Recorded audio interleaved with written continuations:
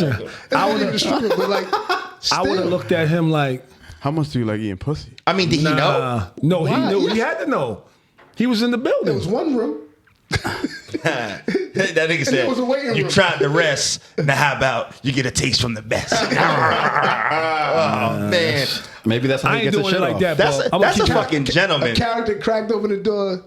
Everybody was like, That's a gentleman, dog. No, it ain't. He was like, you know yeah, what? she probably liked it. You done went through 3 hours of all that train trauma. Yeah, she like, you Lay different. down, baby. You different. I like you. You ever have the door opened up? No, not lay down.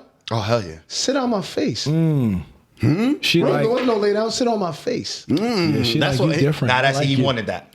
Yeah. Yeah, he wanted that. Well, he wanted it anyway. So That's he was gonna, fetish shit. If he was gonna eat it, Nah, that's. Maybe that was a fetish. That's of a his. Maybe fetish. that was like, yo, yeah, now Hey, he just it's ready It's for me. prep. He not. Now it's ready. Yeah. He not in the room right now, right? Because I'm just, you know, It's not me. I mean, could you say something to him? You got the roast. I did. But it was just me and her. It wasn't no one-on-one. random dicks after or before, you know what I'm saying? Yeah, Like it was pounding. it was a 1v1. So Right. you know, As the kids would say, right? 1v1. yeah, it wasn't. Yeah, it wasn't a fast break. It wasn't a 5-0. that's crazy. I seen a nigga eat strippers pussy before, but not not after a pounding. And it was in college. When he was Yeah, young. yeah, that's it. And he poured a fucking, what's his name? He was violent, little Spanish nigga. He poured was it rum or vodka, whatever white alcohol it was. He poured it on him. I was like, He sanitized it. I'm out. I like that.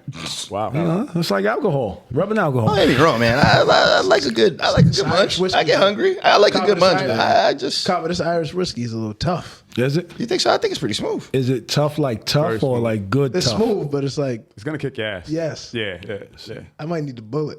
Yeah, it's gonna kick your ass. I think that one was less than the. What's the bullet? What's the difference? That was between only that and 86. this? Bullets of bourbon. And this is a bourbon whiskey. This is a whiskey. Scotch whiskey. Scotch Oh whiskey. wow! See, Bourbon's a little red sweeter. wine. Yeah. Yeah, this just has a sherry in it or something like that. But now I feel echo.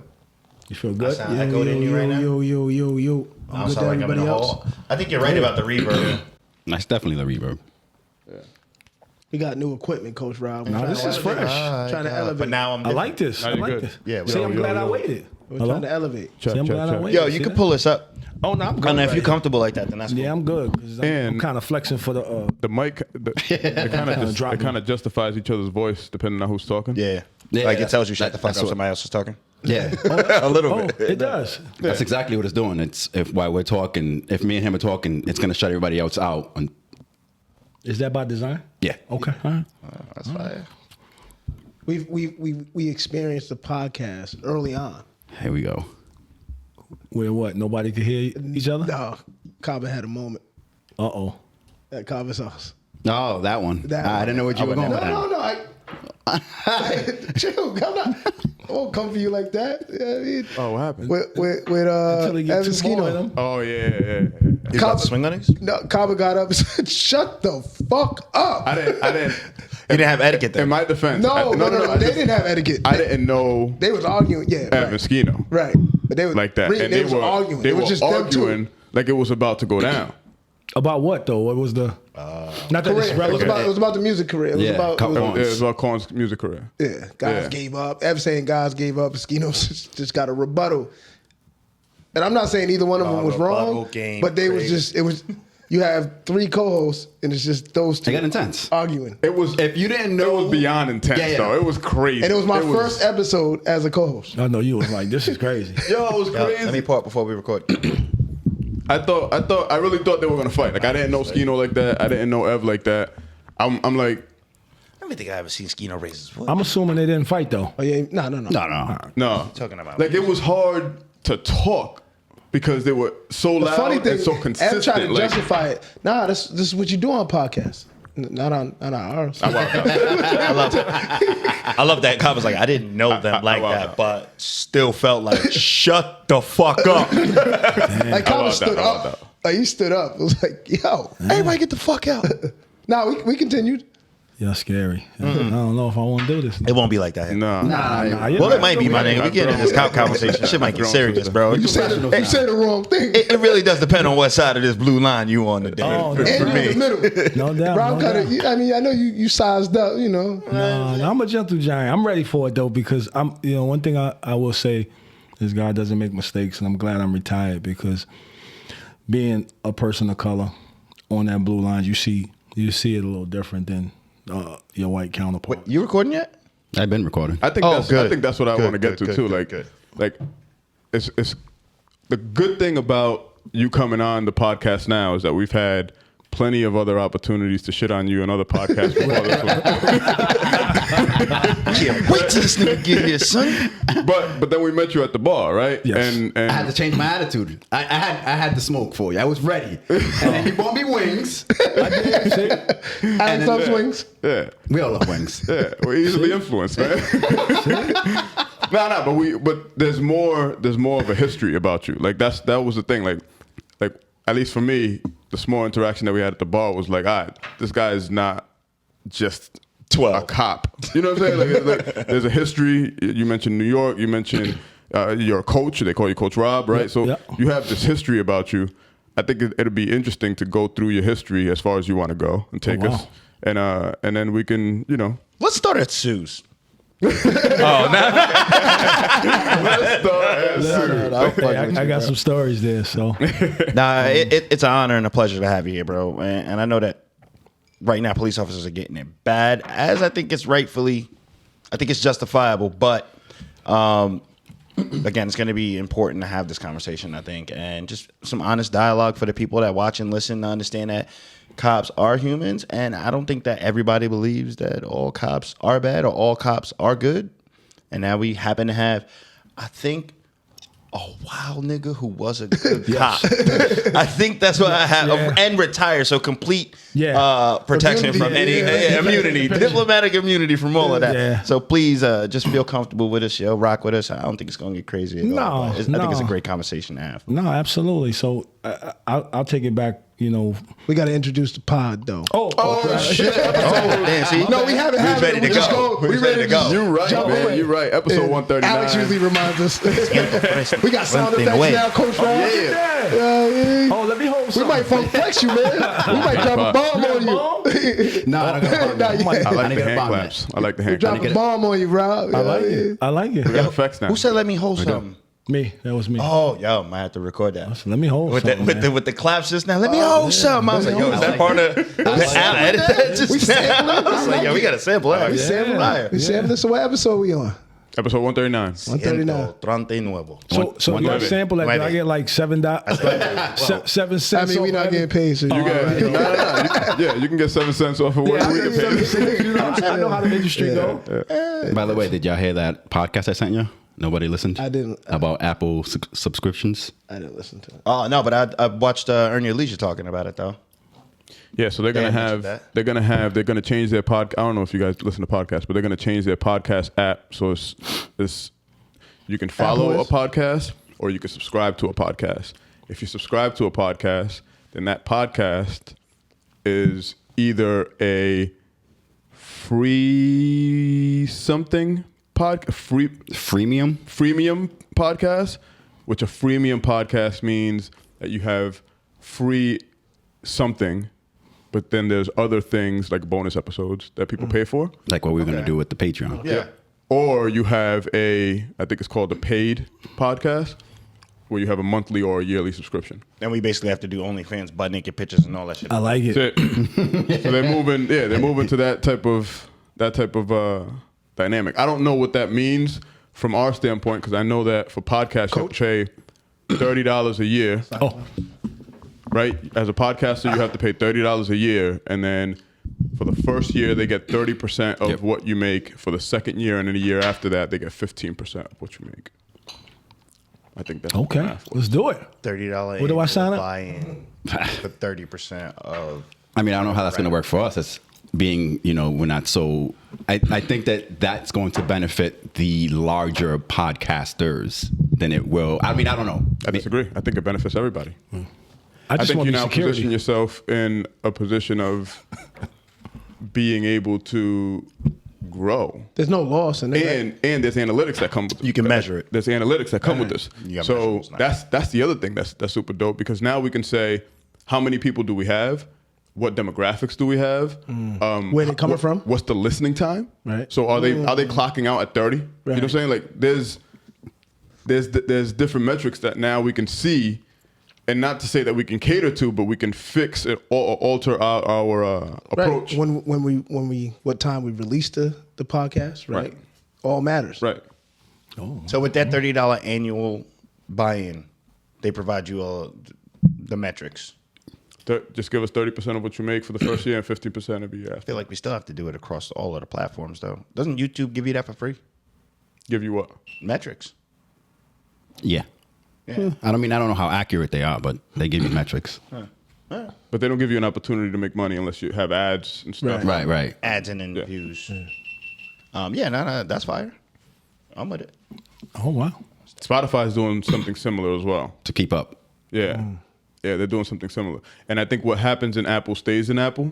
Yep, that's the thing about that is if you do the Apple subscriptions, it's only on Apple that you can do that. You're can't only do- an Apple app podcast. You now, can't do right? it anywhere else. I think that was the other thing. Oh, yeah. so if we subscribe to that, That's we're done. hella expensive for $30. Yeah. We can't. I don't you can't know go if anywhere. I don't know if it was that you can only do it here or if it's I think it could only It's be like a they're trying to paid own our service. masters or something. Sounds like to me. I think it could only be like a paid service. So in other words, if I'm subscribed to the Apple podcast and we release podcasts through Apple, then whatever subscription that we're using at Apple, we need to have that same subscription at Spotify. We need to have that same subscription we can't just release a free episode because then what's the point of people coming to Apple? That's their point of view. So, Look at that. Okay. So Roger basically, they're forcing all podcasters to pay to To- podcast across all platforms. come home, baby. Yeah. All right. Come home. They Yeah. started You know it. where this name came from. So it's not like come you, on. you Podcast can't out of the Apple. you can't only podcast here. You can podcast somewhere else, but you need to pay them. You have a subscription base there as well. You better. You can't just drop it off for free. So I can't drop YouTubes anymore. I don't know how that works. That's a good question. Because Look at the table, right? If we all pulled out our phones, Apple's like, yo, Apple. You Fam, know come where it's on. at. Come on, You B. know where it's at. I got Boost Mobile. I'm just. No, you don't. Somebody got I was about to say you got the green. Got the green dog. Yeah. So I was our weekends. Oh, my weekend was fire. Went out to Cape Cod. Celebrated my mom's 56th birthday. Damn, out Okay. there. Happy birthday What's to up your there? mama. Just rented a house. Chilling. Bunch of Okay. our whole family. It was a good time. Dope. Good time. Just eating, cooking. Mom Dukes, huh? Yeah. Well, Mama. This is Nick's grandma. Oh, okay, my fault. Yeah. But it was a good time. I like it. Real nice. Ooh, that damn low. You were there all weekend? Went there Saturday morning to Sunday night, and recovered all day Monday. I don't even know how I got to work. Like just to get up and work. Like my recovery time right now is like 48 hours. I think we're all there. Yeah, it's like 48 hours, bro. When you Don't get get- old, Don't get me wrong. Like we're drinking beers, sitting there. You don't realize you had like 7 beers already. It's like, damn, it's only 6 o'clock. Let's eat. All right, you eat. Oh, let's take shots. We playing this game. Yeah, Oh, yeah, all yeah. right, that's cool. I didn't That recovery shit time. on Sunday. I didn't drink shit on Sunday. I was all right, good. By the time go to bed early Sunday. Yep. By the time I wake up on Monday, back at it. Woke up on Monday like, what the fuck? What the fuck? Yeah, definitely. I'm feeling good now though.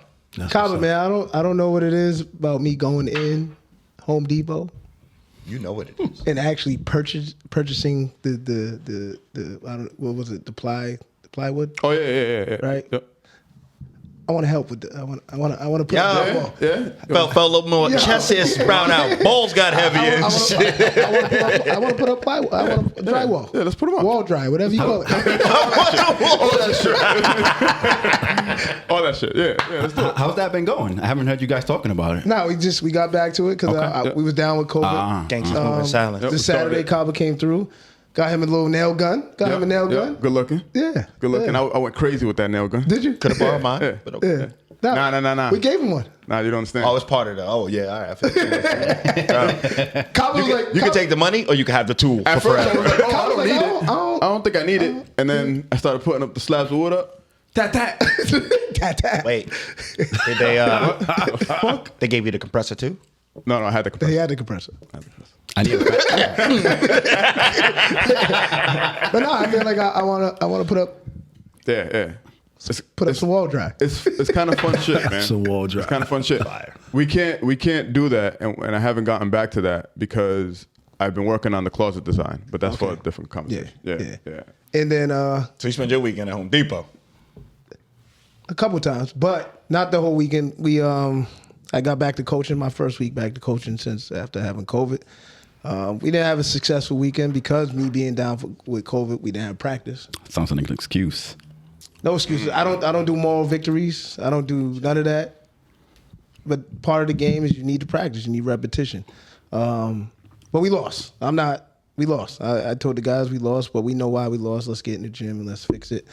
But it was good to be back on the sideline. Wait, so they weren't playing while you were out? They played one weekend without me with another coach that they don't know. Right. So we're still with no practice. That's tough. But shout out to them for still showing up 2 weekends in a row. Unfortunately, going 1-3 both weekends. Like that could be demoralizing, right? Yeah. Right. But they showed up to practice on Monday. We ready to go. We got states. We got a state tournament this weekend. So. Oh yeah. What age That was are your my kids thing. again? Mine's is 10th grade. 15, So 16. 15, 16. Yeah. What are yours? I have the 6th and the 7th graders. So they what's that? 12, 13? 12, 12, 13. Yeah. So they. But there's people that don't understand AAU or basketball in general. Not the game specifically, but when it comes to like reclassing. So kids can go to prep school and go back a grade. Not everybody should do that, right? Because there's this common misconception that, hey, I want to go play Division I ball. May not be the best basketball player, but I'm just, my parents can afford it. So they're going to put me in a prep school and I'm going to reclass. Yeah. Reclass is usually for the guys that either we know, we could see, like the NBA, right? They see potential, right? And this guy's going to be a lottery pick in class of whatever. So it's the coaches kind of seeing potential in people, young men and women, and saying, hey, look, you should probably go to prep school. Reclass gives you another year for people to see you. And that's how these motherfuckers graduate. Right. 40-year-old Greg Odom faces. No, literally, nah. You have some college freshmen that are 20 years old. Yeah. Right? But for good reason, because it got them a free scholarship, right? There's a lot of kids that will want to reclass and don't get any scholarship, right? Yeah, like it's not gonna happen, bro. You just slow down your life by prep a school year. is You just slowed your life by a year. Prep school is college tuition. Yeah, 100%. Yeah, he's Look right. at Alex will go down a whole other road. and you added another year to that. Right, you added another year of 40 Get this grand. 5 years of 40 grand. 40 grand to your mom's and dad's pocket. You gotta make it now. For nothing. Gotta make it. Right? 40 grand a year? Oh yeah, Your prep school is a lot of And some of money. them are 60. 100%. Yeah. Right? And so now you'll see a 7th grader who is a repeat, basically. Right? And so, so they kind of look. You're like, wait a minute, that's not. You look grown. It's not a 7th grader. Y'all are coaching prep school kids? We coach at a prep school. Yeah. Oh, all right. So you got Me, him, Cinco, and Ev. We coach at Rocky Hill. Oh yeah. But I have Mass kids on my team as well. I have a combination of Mass and Rhode Island. Most of the Mass guys are prep school kids. So them grown ass kids got their ass whipped 2 weekends in a row. Grown ass kids. Is there other grown ass kids for the other teams too? Yeah, I get this balance out. Yeah, that's right. That's fire. Well, since y'all didn't ask me, I'm gonna tell you. It's about to. We go around the table. Hey, my 7th graders, they went 3-1. So Fire. I was proud of them. And like Coach Bub said, there's no moral victories. But we played a team, and they was smoking. Y'all curse on the podcast? Yeah. Oh, absolutely. Oh, they was smoking Fuck shit. motherfuckers. And they won like their first 3 games like 50, 40, 30.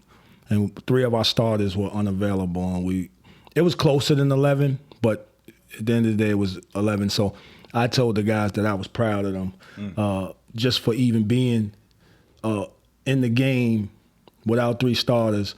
So when the coach came over to me, like my 6th graders had just finished punching somebody by like 20 something. And the first thing he comes up to me and says, "Oh well, 3 of my starters was out." And as a coach, you don't want to hear that shit. So I wasn't going. He was like, "Yo, good game." I was like, "Yeah, absolutely." Yeah, hold but that. in the back of my head, I'm gonna see that. I'm gonna see you again. So, I would say with that team, that would definitely build their confidence up moving forward because they were able to pretty much stand with a juggernaut, almost win. It was tied at the half. And like I said, that 11 was really a true 8, maybe 7, more or less. So, And still left with a 750 winning percentage. Yeah. So when we back at it next week, Dope. Saturday. So How'd you get into it? How'd you go from being a state trooper to by mistake. So the short version of it is, and not in any order, when I moved up here from Connecticut to Rhode Island, I was trying to find some sort of home for my oldest son. He's 13 and he wanted to play. And then I had met a gentleman in a store, just kind of politicking with him, and he gave me his number. And then, actually, Coach Bub doesn't even know this, so I started going down to the rec. And when I used to come in there, I didn't know Coach Bub, and I don't think he knew me. He didn't know me, and I watched you practice before. And then that's how we kind of got introduced. And then there was a gentleman in there, and I kept looking at him. So one day I was with somebody, and I was like, I know this guy, and I keep looking at him, and I know he's looking at me like, why the fuck you keep looking at me? So I walked over to him, and I was like, hey, I don't mean no disrespect. I know you see me over there looking at you, but I feel like I know you. And he was like, where you from? I was like, I'm from New York. He was like, I'm from New York. He's like, what school you went to? He said, I went to Rice. He was like, I went to Rice. And then that was actually crazy. One of the coach, one of that coach. And then, we started out with a smaller AAU program. Then the rest is history. And he convinced me to coach. I didn't want nothing to do with coaching because I learned that even if you was a good player, that doesn't equate to being a good coach. Right. And I didn't know if I had it in me to kind of inspire and motivate kids. So he got me into that. And, God never makes mistakes. And then I'm over with one of the premier AAU programs in the region. Probably not in the region. I would probably argue in the country because that's the path that they're on. And I'm still learning. You play ball, like basketball in high school, college? Because you look like... Because he did. I want to get into it. Look like a goddamn tight end. Kabbas. You didn't say what your weekend was. Huh? You didn't talk about... Alex didn't talk about his weekend. I'll skip this weekend. I didn't do much. So okay. I'm sorry. Kabbas. By the way, I need a friend's up because my sister decided to get a Mastiff, so now I have a dog again. So now I need a fence. Yo, you said a Mastiff. Yeah. You need a barrier, nigga. What you need a cage? We need a cement wall. You need a containment center. Yeah. Good luck. Yo, that dog is 4 months and it's fucking It's a huge mastiff, already. The Mastiff. How do you bump into a Mastiff, though? Yeah. I don't know. And how I'm much not she got the bag?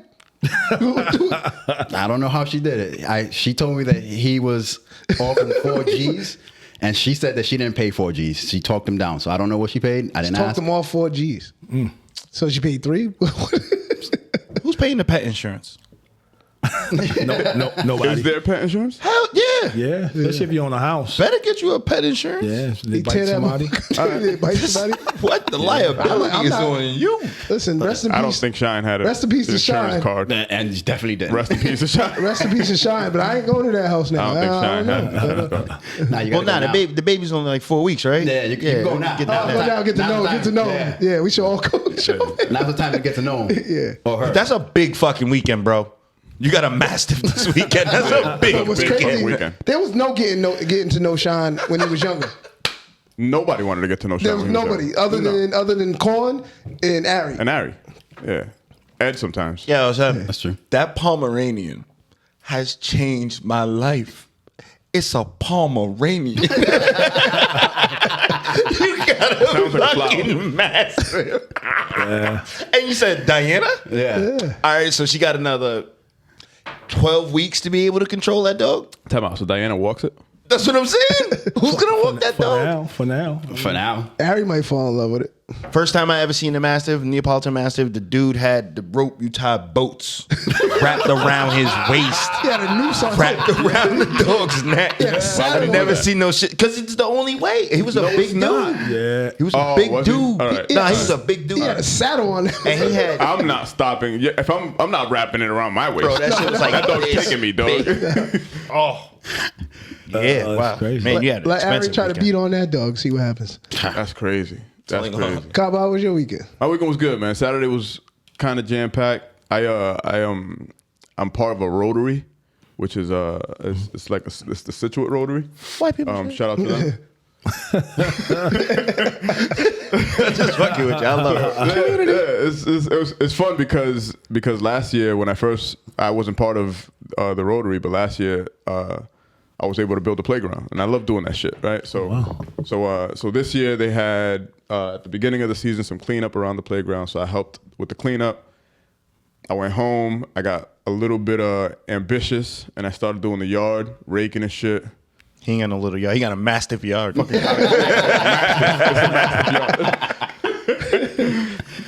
And then like around 2:00, went to Bub's house and put some strips up. Wow.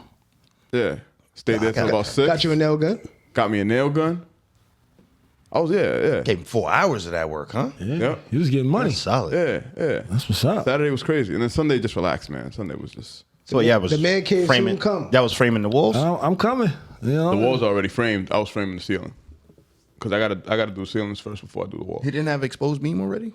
There's exposed beam, but there's slats that go over the exposed beam. Okay. Yeah, like that. That's what's up. It's full ass weekends, bro. I'm telling you, nobody lost more money than Al this weekend. Nobody lost To come, more right? money than Al. Money to like, woo. Nobody. I'm still calculating, bro. He just said we need a fence. He's in the red right now. Yo, And that's the fence. He doesn't need a fence. He needs more than a fence. yeah, Nah, she be good. She be all right. She be good. She be good. So Coach Rob, tell us about Coach Rob. Where you from? Oh yeah. I got it on my shirt. Yeah. So I was born and raised in New York City. Born in Harlem Hospital in 1974 and grew up in Webster and Fordham for the most part. When I was younger, never knew my dad. I would say about the age of 9, I started venturing out into Harlem, and I laugh with my kids because I got my first key to the house when I was 6. yeah. I couldn't imagine giving my 6-year-old a key. You got a key to the crib at 6? 6. I was gassed at 11 years old. I was 6 years old. I think I was 11, 12. I was souped. Wait, let's not overlook. This is about to be the height of crack. Yeah. This is he's allowed to come in and out around the height of crack. We want you to get. Wow. Yeah, I was. No. Well, He would have never been able to leave. The height of good crack, though. Right. The height of everybody getting money. Yeah. Good crack. This is before 84. Everyone's still jumping though. Yeah, it was. New York was wild back then. Especially Webster. 70. Castlehill. Everyone Yeah, was still Webster, jumping. Yep. Tremont. You had Burnside. You had University over there. You had Kingsbridge. It was University Heights. Okay. University. I was gonna say that's Kabbas neck of the woods. You know University? No. Washington Heights. Washington Heights. My fault. Well, my I used to walk up Fordham Road, cross the bridge into Washington Yep. Heights. Yeah, right over there. Metro North in the middle. Yeah. The freeway You into know, the had city. Jimmy's right there. Jimmy's right there. Yeah. Like New York is so like when y'all Jimmy's talk is dope. about New York, y'all be like, yeah. listen. Cats talk about Rhode Island, it's like, over there. It was different. I mean, and then when I represent Uptown, and I had this conversation with my constituents back home, and I told them that I was born in Harlem Hospital. I started out young in the Bronx, and they kind of molded me. We had to fight every day, and that was just the code. But then once I started playing, talking about AAU, I started playing at the Gauchos at the age of 9. Yeah. So now you getting on a train at 9, going down to 149th Street By yourself. By myself. I was gonna ask you that. Like, myself. wasn't it Crazy. isn't it crazy ride that at we 9? had? Yeah. Like, I remember taking the train. I remember my grandmother telling me to take the train as early as about 9, 10 years old. Wow. And me and my cousin Smooth would go downtown. Yep. It's only Downtown. crazy up here though because they don't have the subway. I'm not transit- putting my son Public anywhere. transit is different. Well, now you're so These days. unused to it. But and then So it's just like there was a subway system, but a long time ago. Like my grandmother. There was a subway system here in Rhode Yeah, Island? yeah. right. But not my father's or not my generation. There wasn't Wow. a subway system, and the fact, like, I wasn't getting on Ripta at 9. Yeah. That's Right. the bus. Yeah. So you think about That was on the train. you think about DR. You'll be 5, 6 That's years what I'm old. saying. They'll send you barefoot to the To a store to go get different- alcohol yeah, to or a whatever. different the city. Go bring yeah. that. Hop on the back of that bike. You know, Miguel, bring it back.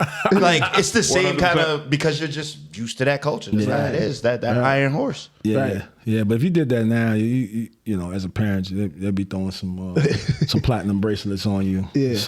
So then when I started, you know, I used to walk up the Grand Concourse, Fordham Road to the Grand Concourse, take 2 trains to the Gaucho gym. 9. Like, you ain't At taking a 9. short trip. No, over an hour. You know, 2 trains, like it ain't nothing. Get to the gym. Just think about that as a 9-year-old to do all of that probably consistently, Yeah. right? Like, just think about when we talk about young people having to grow up early, right? So you're not 9 on this train. Probably maybe your first time you're like a kid, but like after a while you're like, You get used to it, yeah. I gotta Yeah. poke But my people chest on the out. train. I gotta poke my chest Yeah. out because I can't let nobody Yeah. take advantage of me. Are you an only child? Are you I the- am. Okay. I am. And your only child. I'm But the that's the only thing, though. child. We make it seem like there's always a new person on the train, but there are the same people on Right, the true, train. true. Yeah, but let me walk Get that to back. that I got a brother that's 20 years younger than me. So at the time, I was the only child till Okay. I went to college. Okay. And then now you in the gym, you with Gauchos, and you meeting a lot of cats from Manhattan.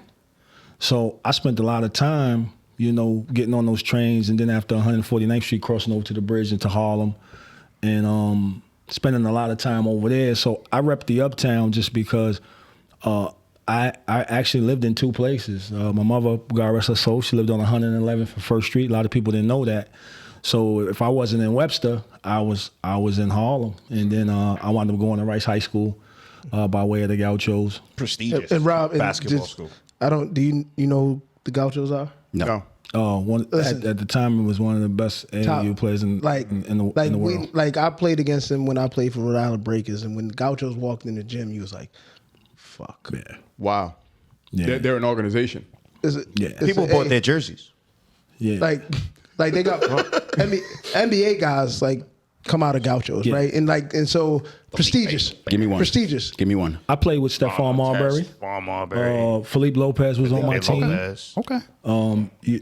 A fun fact. And Felipe's the Jordan of Hispanic basketball. Like, He was the number 1 recruited basketball player the year he graduated. Yeah, From 94. high school. Yeah, everybody was crazy. he has a 30. If you want to check it out, I seen this He has a 30. 30 for 30 on So ESPN. I actually was on that team. But like, that Rice but High like School to, team. out. to, Yeah, to yeah. look to Number look, one in the country when in they the high literally, school team. Cobb, I'm talking about like when they came in the gym. Yeah, that's gonna probably be about 30. Yeah. Like a Ross. Yeah. This is pre-reclass. Like we're going hard. Like we're playing hard. Like Right. we're playing hard, you know. But it's just like they got trees. Yeah. How was that? Like I said, like, you know, who Jamal Mashburn used to chase me off the court because they used to practice after us, and you had Rod Strickland, He's been around them. and you know, you have you know, we seen him, Lloyd Daniels. He played on Rod's team. You know, you just had superstars, and it was great. And back then, it wasn't about writing a check. It was, I mean, literally hundreds of kids used to show up for the Gauchos. They only took 12. Told the rest of you 88 guys, I'll see you next year. And that's how it was. Go grow. You know, you just and that's what I try to talk to people about today's AAU basketball. Like, because of you're trying to fund your program, you create these B, C level teams because Right. those are going to be the paying kids, right? But like a prestigious program like Gauchos is like 88 kids, deuces, get better, come Right. back next year. We're like that. Right. We're gonna graduate a few out of this one. Yeah, Might be a slide doors open gonna next be year. open. Yeah. You might make one of the 12 if you don't. Yeah, that was it. Now you know? it's like, oh my God, it's for the money and this, that, and the third. You already know who you want. Every team in the history of sports knows who they want. But if there's Absolutely. one person that shows up, oh, Reem, you nice in football. Yeah, you can make the team, right? We might have not been checking for you, but you showed up and showed out. You Yeah. make the team. Yeah, yeah. And people, like, I'm like, So that doesn't win anymore? Not at all. How? Because can't Chris compete. wants to play. you can't compete. Yeah, you gotta. You can't compete nationally. Yeah, you gotta have dogs, you know, and that's what Gauchos was, dogs, and you know, shout out because you know they know where you record out of, right? The town. Or no? Providence. Yeah, All right, all right, yeah. all right, shout out to Providence. I just seen 530 Jamel Thomas. I played. Played He for was on my PC. team. Played for PC. and Corey Wright. He was on that team too, and it was just tremendous. It was unbelievable, and you had to be one of the best players in the city at the time. And me and Bob was talking about it. You know, in '94, I was out of all the New York high schoolers, I was top 5. You know, it was first team all city, and back then, you know, that automatically defaulted you to state, but nobody gave a shit about that. It was like, who was first team all city? I'm trying to think who's on that. Oh, Steph. Is that God? Philippe. Philippe Is Sham. that before Sham God? That's No, Sham Sham. God. Yeah, God. Kareem Reed was on that team. Yep. And that was it. And and you know, You from like Yeah, no, because I'm going through my mind. In my mind, I'm in the record right now. I'm thinking about. oh yeah, yeah, Just played think, there just too. think about just think about how crazy. big and massive Yeah. NY is, and to be top 5 all city. Right. Yeah. New York City basketball in that era was like Crazy. Alabama football. Yeah. Right. Yeah. Yes. Yeah. Yeah, it was sick. Packed Alabama stadium, football, yeah. right? Like just full. You were going D1. Yeah. It So didn't matter. Seton Hall, Villanova. Yeah. All you the were city going. schools want you, Yeah. right? yeah, but I didn't even, you know, it's funny that, you know, you never know what the universe has in store, and I'm a very spiritual person. Rob, can I, just for the listeners, absolutely. And how did that feel to be like? What did you do for yourself, right? Because you wasn't the tallest guy, right? You're still not the tallest guy, right? Like if you was in pro basketball right now, you'd be a guard. Yep. Right? And so just talk about your like what you had to have inside you for your height to be one of the top guys. You said it, you and I had the conversation about you felt like you was you the best player or you worked hard because you had this thing inside of you. Yeah, I took it personal. Yeah. I took it personal because so just to set the backdrop, you got all of these, and I was All-American too, but you got all of this talent around you. And when you're playing on these different teams and you nice, like, because back then they didn't have social media. So like when you went from borough to borough, we went from borough to borough and played the best. I don't know if they know. I don't know. These young people don't know about Street and Smiths. Yeah, Street and Smiths magazine. Yeah. You made that. Oh, you was He was was winning. it. Yeah, He he was was it. winning. So I remember, my coaches used to tell me, like, yo, you see that? And you be next to Philippe and Steph and Jamel and them, and nobody knew who you was, and I took the shit personal, and I used to tie up my shoes and say, these motherfuckers gonna know my name by the time I leave this bitch, and I took every game personal because I felt like, even though these was my teammates, and there was a lot more people that I'm not even mentioning. Shout out to all the Gauchos that I played with. I just felt Killer like, Cam? Yep. Cam was on He's my a young team. boy. I got He's a photos. young Yep. boy. Yeah. So Camera. yeah, The rapper? Cameron, Cameron yeah, Giles? yeah. We used to boo? Yeah, No, I know. That I know. me and him was together. So God damn. yeah. I was around some people, man. Yeah, I was a new name on my, I was there, and people that were better than us that you'll never hear about. God rest Carlton Hines. He was from the Bronx. He was a Gaucho. There's a documentary on him. You Yeah, can check on YouTube. Yeah, but what they didn't put is we were going to Hawaii. I think it was Hawaii or Vegas. I'm almost certain it was Hawaii. And I was a young kid, and we were sitting in the gym, and like, damn, we ain't leave yet. They like, yo, Carlton ain't here. I'm like, Carlton ain't here. So we load the vans up. We go to Vietnam projects over there. And I'm a little kid, and they go upstairs, and he come down with no luggage. And by the time he get off the plane, he got bags. You got to see the documentary. Yeah, it's he on was tough. YouTube. Yeah, and he was at the time when Jamal Mashburn was at the Pinnacle, and he went to Hayes, and there's some conversations about They that. say Carl was so talented, right? If you watch the documentary, like he was, he ended up entering the dope game, but He literally come fresh off the block, get 30. Yeah, like it was nothing.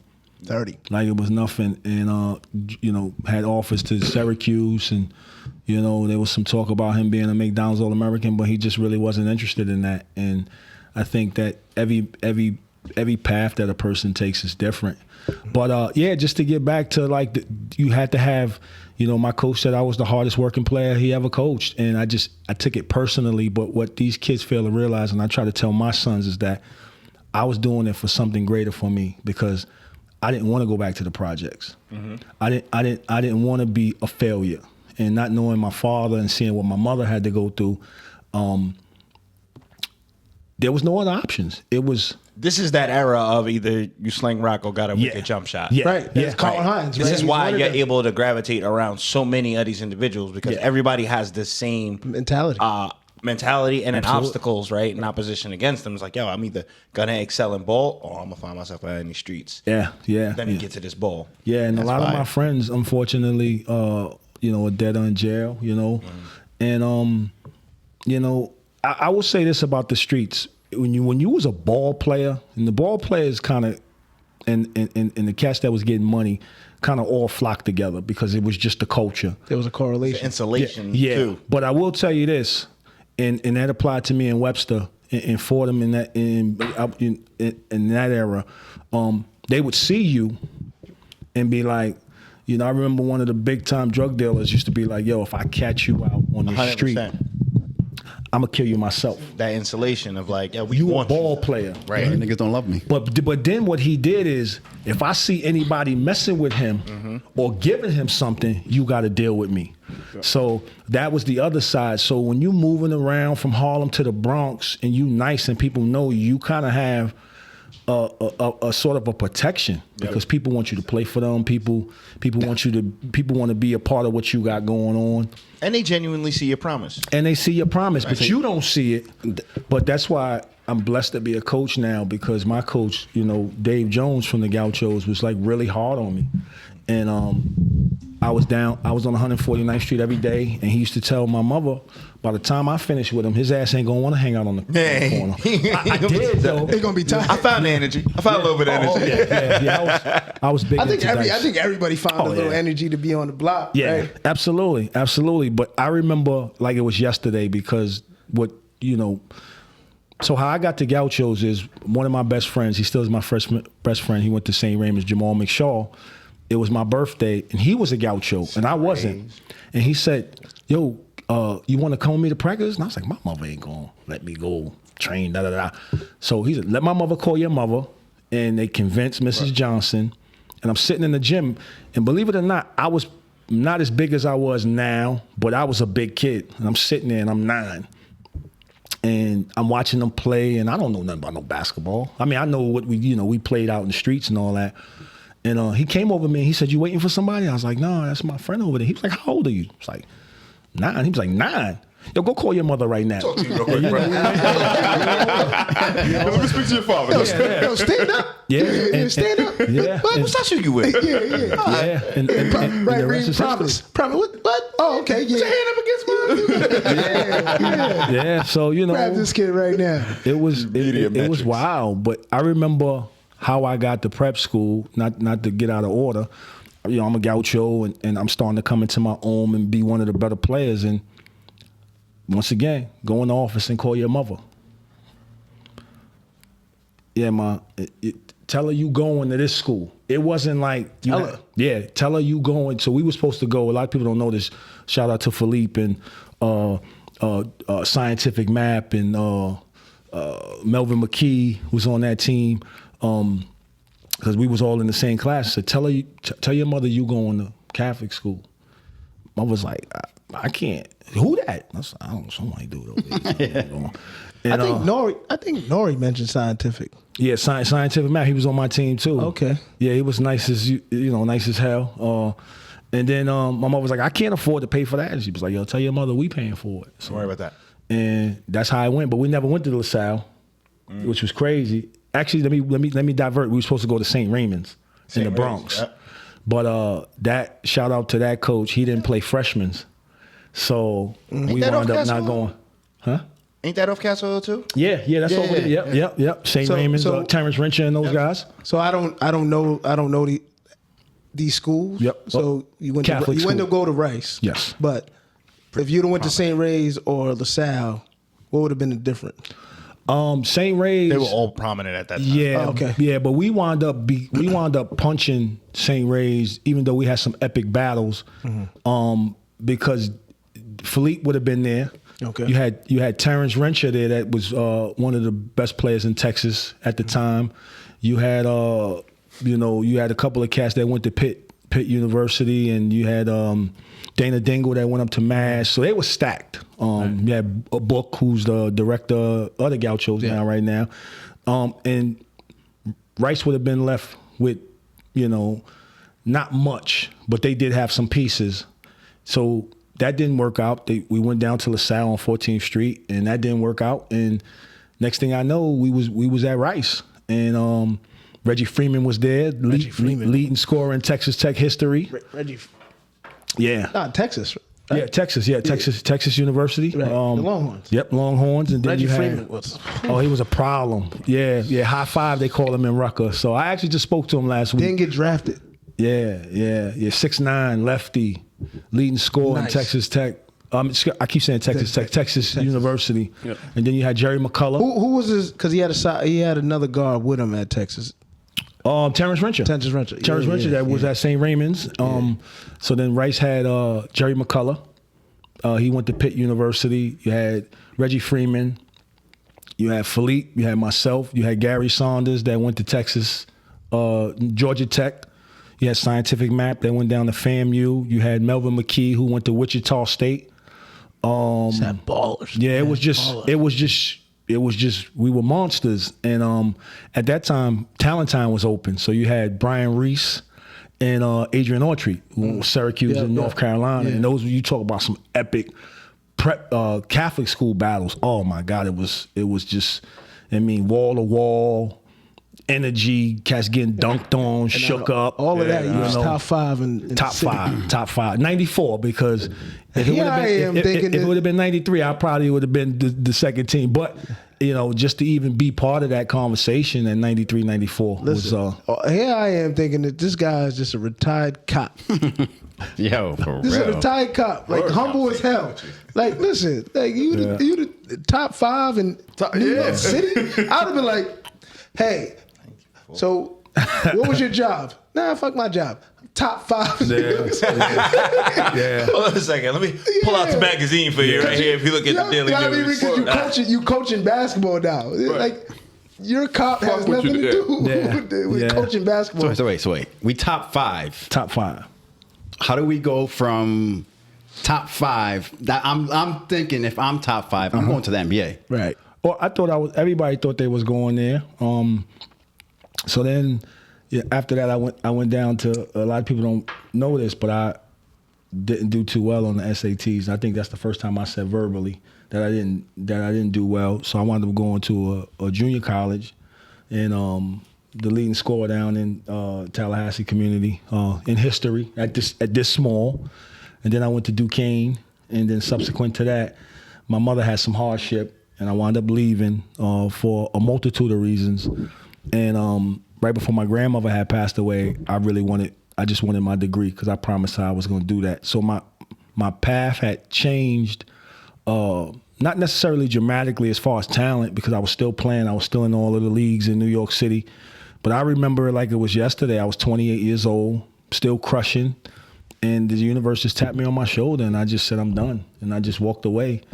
And, Bub is right, being undersized but not under-talented, the world was a little different. And I definitely believe that God never makes mistakes, because he put me right where I needed to be, around kids and my kids and so on and so forth. And, but like you said, you can never take the accomplishments away. So, shout out to all my Rice Raiders. We were tough back then, and the school has since shut down.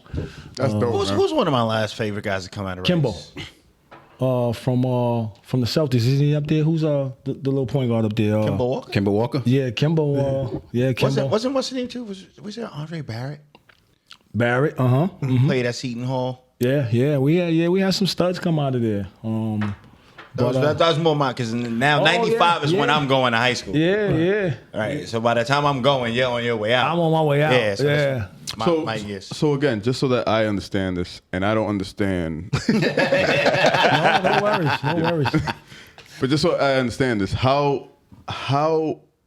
why is it that a Gauchos cannot exist today? I think they do, but I think Coach Bub is right. A lot of it is done for the money.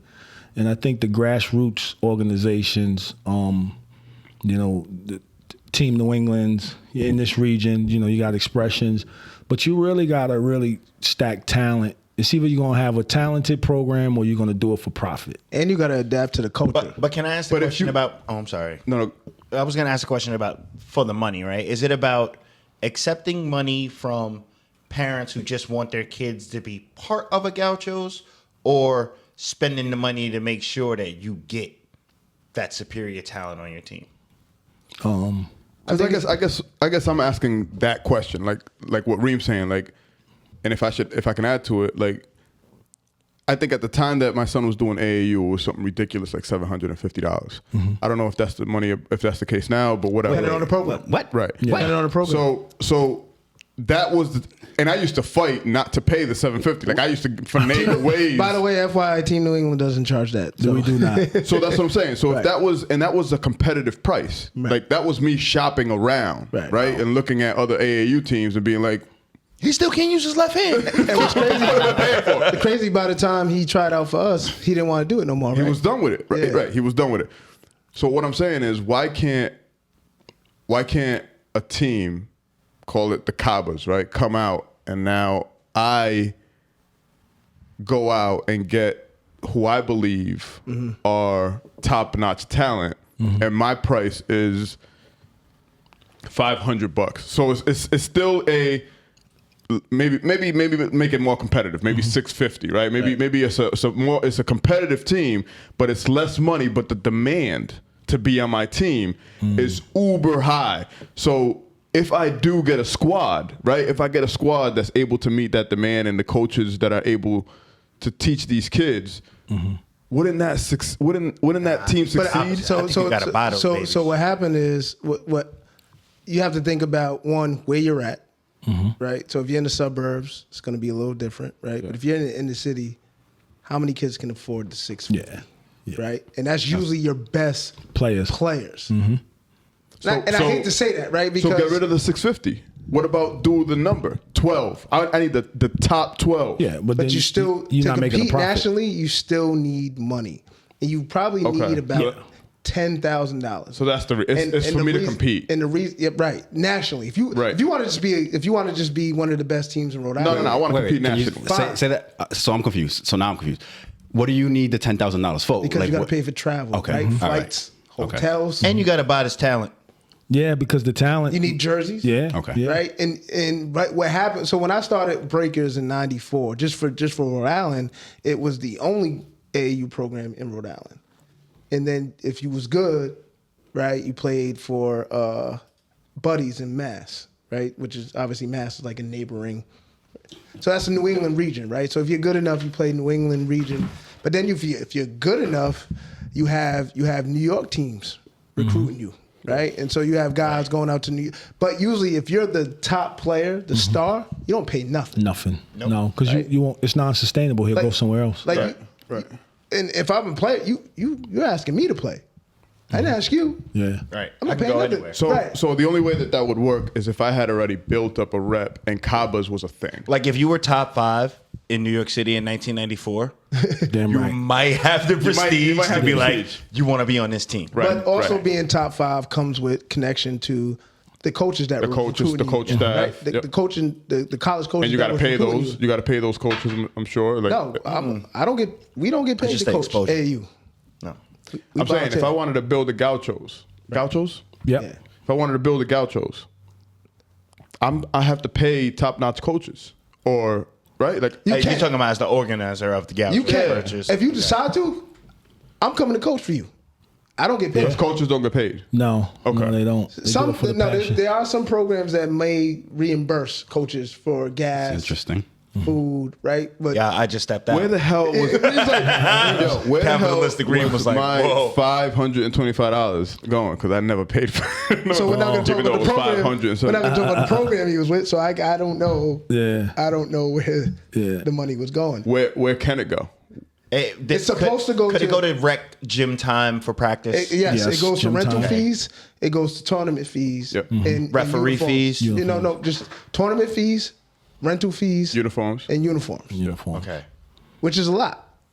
That $525 for that one kid covers. My shit it's better part be of the stitched cover. on, son. Right? No, it's no. Our uniforms it's Adidas, right? But no. So but to compete nationally, I was told before I got back. So I started in AAU coaching in 2007, and then I kind of fell out because it was the demand was too much, right? And really, coaches come out of pocket. Right, because we're dealing with kids. I had kids on my team that couldn't pay the full fee, right? And that's the one you need, though. We need them, Yeah. right? But then, just think about being in the gym all day, and I'm not knocking their home situation, right? But it is what it is, single parent household, and I get it. And yo, coach, we going out to eat after? Why, y'all got money? Nah. Sound like that Wendy's 4 for 5. Yeah, yeah. 2007, there was no phone Pizza. We White Castle for us up there. We gonna White get Castle. Say, where you find a White Castle? we gonna get 2 large pizzas. Yeah, I was saying, oh, yeah. shit. Coach, Willie but we're in Burgers. He was masks. on Fordham again. He was on Fordham again. Coach, we're in masks. No, we're gonna wait till we get back to Rhode Island. We're going to Olympics. We're gonna get the family size pizza. Yeah, Damn right. Yeah, you're gonna starve for a little bit. Yeah, he's Damn gonna right. wait. He's gonna wait an hour. If you're gonna to get eat. this pizza, you're gonna wait. Yeah. Well, I gotta tip my hat to you guys because tip my hat because I didn't realize you weren't getting paid for this. Nah. No, you It's do for it the for love. the love. It's really for the love, huh? But to be like, so if Kabbas, you want to start a program, you got to have some big bank if you want to compete nationally, because all those national tournaments are out of state. And these top teams are they're traveling there. You know, like we got a team going out to Miami. Right. This week we just had a team come back from Atlanta, and it costs Haddon money. just came back from Indiana. Like Yeah. Expression is probably one of the top programs. Expressions in BABC. I'm gonna say Expression's probably over them now. The sneaker store. The owner of the sneaker store started Todd, because Todd always been a basketball fan. Shout out to Todd. I don't know if you've seen the news, but Terrence Clark, the kid that passed away in a car accident. Yeah. right? Kentucky. Kentucky. Just the day he passed, unfortunately, signed with Clutch Sports with LeBron's, and then That's crazy. Yeah. passed. But he was an Expressions kid, and then Celtics. So shout out to T. Clark and his family. Celtics did a whole tribute to him last night at their game. Wow. He's from Massachusetts, He's from Boston. right? Yep. Yep. Yeah, it from was an Boston. Expressions But he kid. played on the Expressions team, right? And that's the caliber of players that they get, right? And they're known for that. But just think when you're backed by a millionaire, right? You can do that. You know, Right? Like the kids, we going to EYBL is the best circuit to be on. Yep. It's a Nike circuit, all Nike sponsored, right? And Get the look. And so that's what changed the game, right? That's what changed the AAU game. Kids chase the brand, right? So you have Adidas, you have an Under Armour circuit, you have an Adidas circuit, and you have a Nike circuit.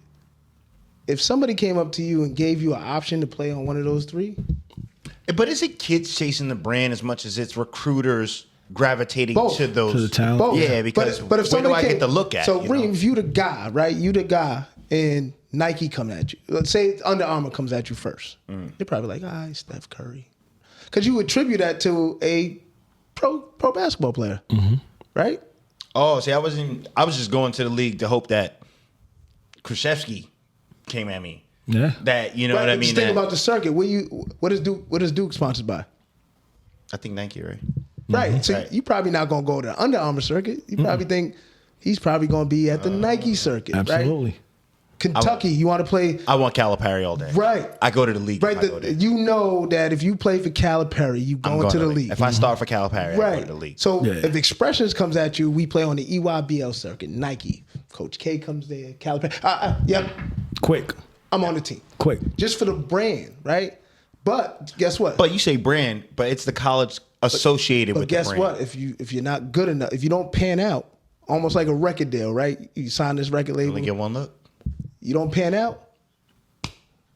Yeah. See ya. That's all right. Then I'll pop up at a Wichita State. But this is why we always talk about the correlation between sports and real life. Mm-hmm. You got to work hard, right? Because like if you go to a job and you ain't doing the job, Yeah. They cut you. deuces, right? Right. But yeah, to answer your question, unfortunately, you need dollars to compete nationally. If you want to just compete locally, you don't need much money, right? You can play in the local tournaments and Some sponsorship events, Right. some fundraising. do your own tournaments so you can raise funds, things like that. But it's hard. It's hard, but you do have a lot of programs that are out there just for the money. Yeah. I'm gonna let you know. As soon as y'all said y'all don't get paid, I was like, Reem said, coach. I'll come. I'll pay my interest fee. Yeah. I'll do that. I'll donate to the shit. Because you can figure out, I'm not going to go I this tried weekend. coaching for free one time. Yeah. At 11-year-old. No, it wasn't even for free. Just to coach, just because I love football. Right. Yeah. An 11-year-old looked me in the face, told me suck his dick. I was like, I'm done with this. I'm here for free. I don't go up at home, but like, Oh, even worse. it was like I'm about to Where your square up father with an at? 11-year-old. Yeah. I'm Talking to you nah, like I don't got a nope. phone, but So my that's- papa take stab lessons you. from David. That's one thing I'm like, we hear these young people, how they talk to each other. Yo, get off my dick. You're a Yeah. meat rider. But that's Like, how we talk to about No, each other. No, hell no. You get your teeth knocked out if you start Nah, I inviting never people to called your one of gym. you a meat Wasn't rider. A meat rider? Yeah, that's a different level of Wasn't a lot disrespect. of dick invites growing up. bro. No, that led to fights. That was the fight started. Reem, that's a I friend- said it that's so a that we friendly would fade. fight. Facts. I didn't grow up with Facts. Ed and Aries. Or talking about somebody. Reem, Yeah. Reem, that's a friendly fate. We got to fight. Yeah, We or got talking about somebody's mother. You know, Right. You really wanted But the to way bring they it talk up. to Now each we other. used to We smoke had each other's provocateurs. And We we had- had we meat had- rider. Get off my dick. We had Yeah. provocateurs in our family, dog. Yeah. We had provocateurs. We had Absolutely. They would literally say, We yo, had get my cousins. dick out your mouth. What? Whoa, who Yeah. you talking to like Yeah, that? we had cousins and family members, Yes, brothers. yeah. that Yeah, of course, 1000%. They didn't get hands put on them? 100%. But that's You have to. that's why, right? Like, it's time to go now. And you talking about family though, so you ain't really gonna kill a nigga. Nah, Right, Yeah. but no, but Yeah, they some families get that get approached with the same energy. I think that spirals us right into the conversation because I know how these men are with their kids. And now you mentioned you have 3, 4, 4, Yeah. and the oldest being 13. 13. Three boys and a girl. How Yeah. are you tempering that conversation as far as meat riding and whatever the fuck kids are talking about right now? I don't know. I think the blessing with a It's lot crazy of, because they're around those conversations. yeah. Because But my they kids, happen on our teams. yeah. Well, my kids, they know because now unfortunately, a lot of households don't have 2 parents, especially the father. I think that's the demographic that we are starting or have been consistently, unfortunately, Rob, experiencing. can you say, because this is how I looked at it, right? So when I coach rec league, if you go to a 10 and under game, the gym is full, packed, full of parents, right? 10 and under, you're not gonna let. Well, in New York, obviously, let 9-year-old take the train. yeah, but yeah. for the most part, I can say I love the energy at the 10 and under games. Can it get a little over the top? Where can. Parents are arguing and want to fight, But they're coaches. present though. but they're present, right? And they're rooting their kids on. I love that. I love that type of energy. 11 and 12, times it's a little less. The crowd's a little lighter, right? We're getting older. You're getting older. Right, a little lighter. I gotta work. Right? And I so I get it, right? If you're a single parent, you want to protect your young one, so you go to that game, right? You go to the 10 and under game because I'm not letting my kid travel by itself. 11 and 12, I'm gonna come not to all the games, but I'm gonna come to a few games. 13 and 14, empty. Not a mama in sight, father in sight. Yeah. Empty. There's a few, but empty in Providence. I'm like, Empty. damn, when y'all playing 2 o'clock in the afternoon No, 10, 11, 12. Yeah. during the week? Yeah. No, Saturday. Yeah. Oh, all right, Saturday. Some games I know we had 8 o'clock games in the morning, 8. I think 8 was the earliest, but 8's mad aggressive for my Saturday. Yeah, For the boy, it's- I'll make Oh no! So this past weekend I had the 2 last games. So I had a 7:40 and a 8:50.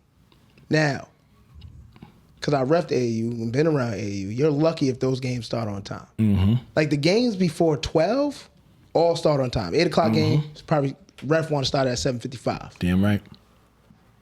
9 o'clock. Like those games get around 12, you're like, some overtimes, some close games, right? Because the rule is in zero gravity anyway, up 20, clock runs. So the game goes by faster. So if you're a ref, you want a blowout. Yeah. You want a blowout or forfeit? Yeah, you loving it. Forfeit, you just get to relax, you still get paid, right? Blowout. But as the games get later in the day, the games start later. Absolutely. So I didn't get out of the gym to 10:30. Yeah. I had to turn around, so I had an hour and change drive back to Rhode Island to drop kids off. So the bad thing about you still coaching? I'm coaching. I was about to say, is your kid playing? No. Oh, see again. I'm not doing that for free. Right. I'm doing it. So just think about it. When you get to the high school age, you got to pick these. They have no rides, so you got to pick them up and drop them off. Shit crazy. So I didn't get home. And ain't nobody 12. paying for gas. So I didn't get home for 12, right? To turn around Sunday to have an 8 o'clock game. Yeah. To drive an hour. So that means I got to get up at 6 or 5:30. I had to get up at 5:30 to get myself together. I feel nothing for you. Like you said, it's the passion. Yeah, This is what you want to do. Yeah, I signed up for it. I want to ask a question because I heard you say it just now, and I just want to know if it's true. My kids, they know. Is they know in black equivalent, I'll whip that ass? Motherfucking right. Okay. No. He's like, yo, my kids, they know. They know. And then you went to some polite shit like, I'll whip that ass. Yeah, I was raised with my mother and my grandparents. So And how old were your grandparents when they were raising you? they were older. They were older because they migrated. So when my mother was working when I was younger, I used to stay up with my grandparents.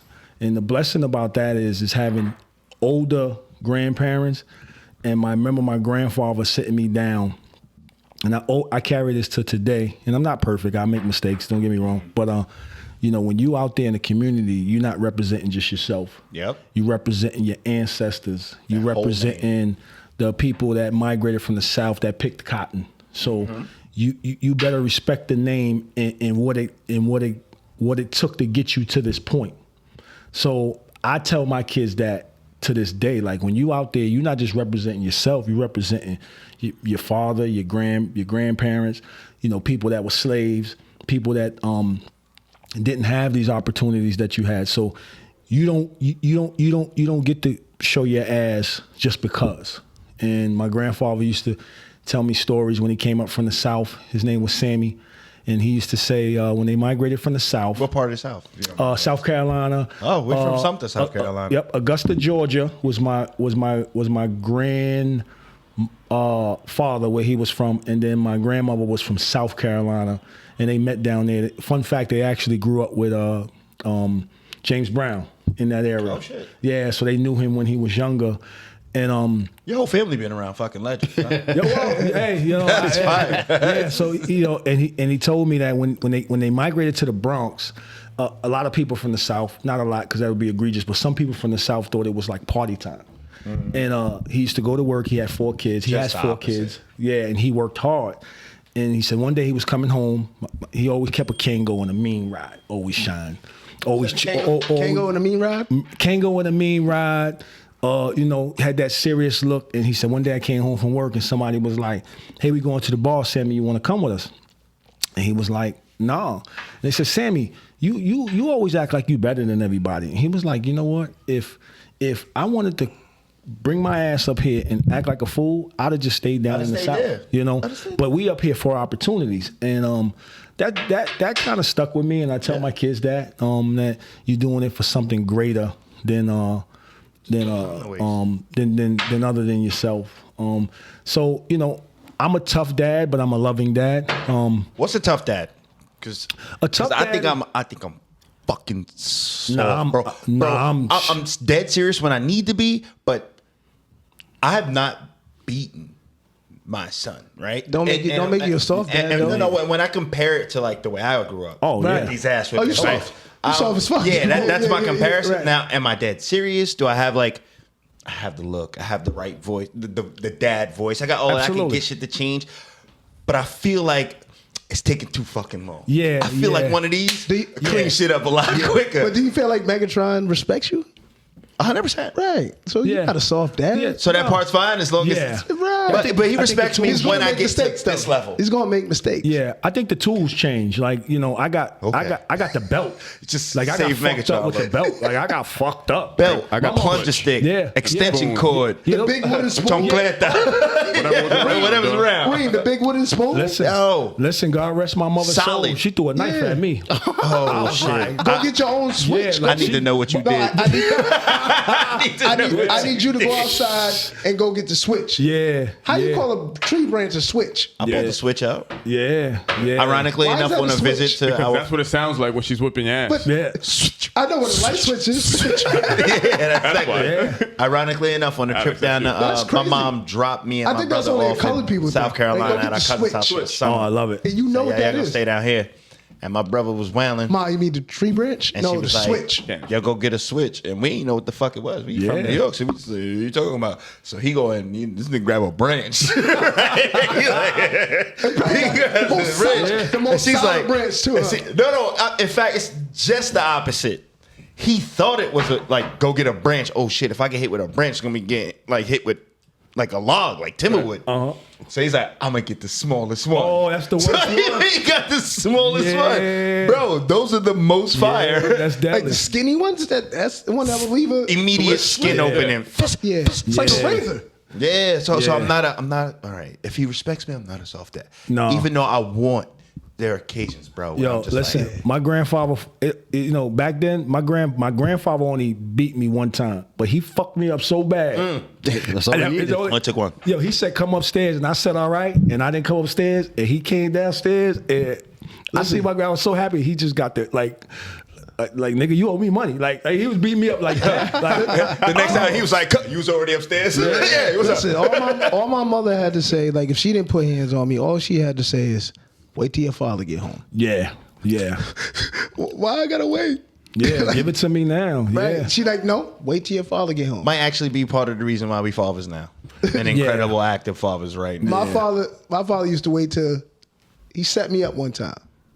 Had me in the shower, sitting on the toilet, just talking to me. I know where this is going. He's talking to me. He's just like having a good. I'm in the shower, obviously behind the curtain. I'm like, he ain't gonna whip my ass. Ooh. Easy Yeah. Sunday morning, Oh, baby. shit, washing up. Whip that shower curtain open. You know Damn. what? You know what we're describing? Sociopaths. What happened? Yeah, well, We were raised by sociopaths? What do we call those people? Like, how do you sit on the toilet and have a conversation with me? Fam. Or potential CIA agents? absolutely. Who are? Social. Right, you sat on the toilet the whole time. It's like, so how was your day? It was good. See, you had a good day in school. Yeah, practice was good. Yeah, Dad, everything was good. Letting all that euphoria build up I'm inside only of you. saying that because my mom would do the same thing. We would have full dinners. Long you to sleep. Hey, you I full, think baby? everything's good. Dinner. I don't think she understood. I don't think she figured it out at all. She has no idea. Hey, can you come over here real quick? Hey, I'll be right back. I'm gonna go. After. Yeah, What's up, Ma? What's up? slow. I'm Crazy, slow. bro. What's up? Sluggish. Yeah. Full. Straight What's up? snuff action. So that was a sign of the time. I forged Yeah. a 6th-grade report card. He let me show him the forged report card and was like, "Oh wow, good job." Sociopath. And until I was walking out the door, he had the Sociopath. copy of the real report card. Like, Fucking the back of your head. sociopath, so bro. what's this right here? Come back in here. Punch you right in the back of your head. I wish it was a punch. So I'd you live knew with the that. answer the whole time? You knew The whole I time. was failing the entire But- time. Yeah, Yeah. we're not doing that right now, though. To some degree, we're not doing that right now. No, I stepped I don't in have my the business. physicality, but I asked that the same question. mental torment. I asked the I question. do that all the time. Oh yeah. You passing? Yeah, I'm passing. Oh, isn't that? Oh, you are? Look at this shit. Oh, I got an email today. Yeah. Guess what's in the email? Yeah. What? My passing grades? No. So it's like, why'd you just ask me that fucking question? It's like if you already knew, why didn't you just fucking Just say get to the beating. Just get to the Yeah. punishment, whatever it is. Wait, punch in the face. Nah, you can't. So you said that your grandfather instilled this thing into you about, you're not representing yourself, you're representing your community, your Good segue, Alex. ancestors. And so I guess my question is, seeing how you said ancestors and slaves, being that you were a cop and being that cops started as slave patrol. Yes. How did you balance that out? How did you think about that? I like that. So, prior to getting the job, I had worked downtown. And wait, quick time frame, because you're 28 now. We're walking away from basketball. We got a degree because grandma is sick, and now we're about to get into the job force. You knew where I was going. Yeah, but I was younger when I started. Okay. I graduated from the academy when I was 22. I was still playing basketball. Okay. So, and I didn't get my degree till I got to look at the wall. What was your degree in? I got a degree in business, and then my BS is in criminal justice. We need a business manager around here. Oh yeah, I'm there for you. Coach Rouse with the shit. Yeah, I'm program coordinator, baby. So I met a black officer. Short version of it is, and he was mean. They said he liked nobody, but he grew a liking to me because I worked in an alternative to incarceration program prior to going to the academy, and he liked me. He was like, "Yo, you should take the test." And my first response is, "I don't fuck with the police." And he was like, "Are you serious?" He was like, "You got a degree. You black. We need more people like us on the inside." And I was like, "Nah, where I'm from, that just don't rock like that." So throughout, he came back and I seen him again. He was like, "Yo, you should really take the test." I was like, "Yo, man, we don't fuck with the police." But at the time, I ain't have a car. True story. Is this in New York? No, this is in Connecticut. Connecticut. So then I'm walking. What part back of Connecticut? You don't mind me asking? I was in New Haven at the time. All right, exit 42. We out there. Okay, yeah. Pistol Wave in New Haven. Yeah, That's where my mom's is from. Yeah, I was down there, and then one day I Shout out to him. Hamden. Oh yeah! Oh wow! He really took it. I'm there. outside. So he was like, "Yo, it's 20 an hour, good pension." I'm like, "Man, fuck all that. You ain't got no good car, bro. Salary. Yeah, you get your own car." I said, "What? Your own what?" Took the test. The rest is history. You think you get a what? For the car. Four-wheel drive. What did you get? Huh? A patrol car or your own car? Yeah. Like you get a work car. they call it. So patrol car, yeah. I was like, shit, fuck it, let's do it. Yeah. And the rest is history. Took the test and got on. But you go through some things, especially back then in 2000 when I got on. Wait, can we not skip over just one part? Only because I'm trying to understand the test part, right? Because admittedly, you struggled with the SATs. Yeah.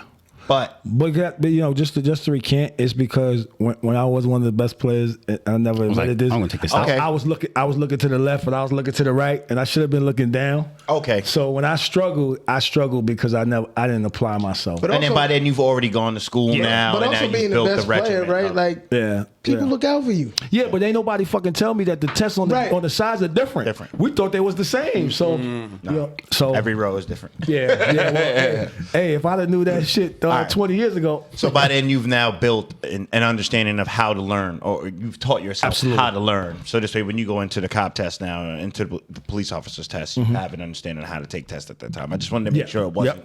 Okay. Yep. And then what winds up happening is you learn, like, because now when you're getting out your cruises back then, it's like, oh, you're a sellout. So now you got to process that. I'm like, yo, I'm from fucking New York. I'm Top 5, nigga, tougher than 94. you. Look it up. Yeah, I'm tougher. But My street cred solidified. yeah. Right? So like you. now because you on that other side, the community starts to look at you different. But you go through some things internally, and then you learn how to process it. And subsequent to that, you become an ally of the people that you are patrolling. So the short version is my last 12 to 14 years, I worked on a lot of specialized units. I worked with the Fugitive Task Force for a few years, a street details unit, a gun unit, and those are more specialized to the people that you kind of It's targeted. yeah. But at the same time, you develop a certain personality with the people in the neighborhoods that you are instilled to keep safe.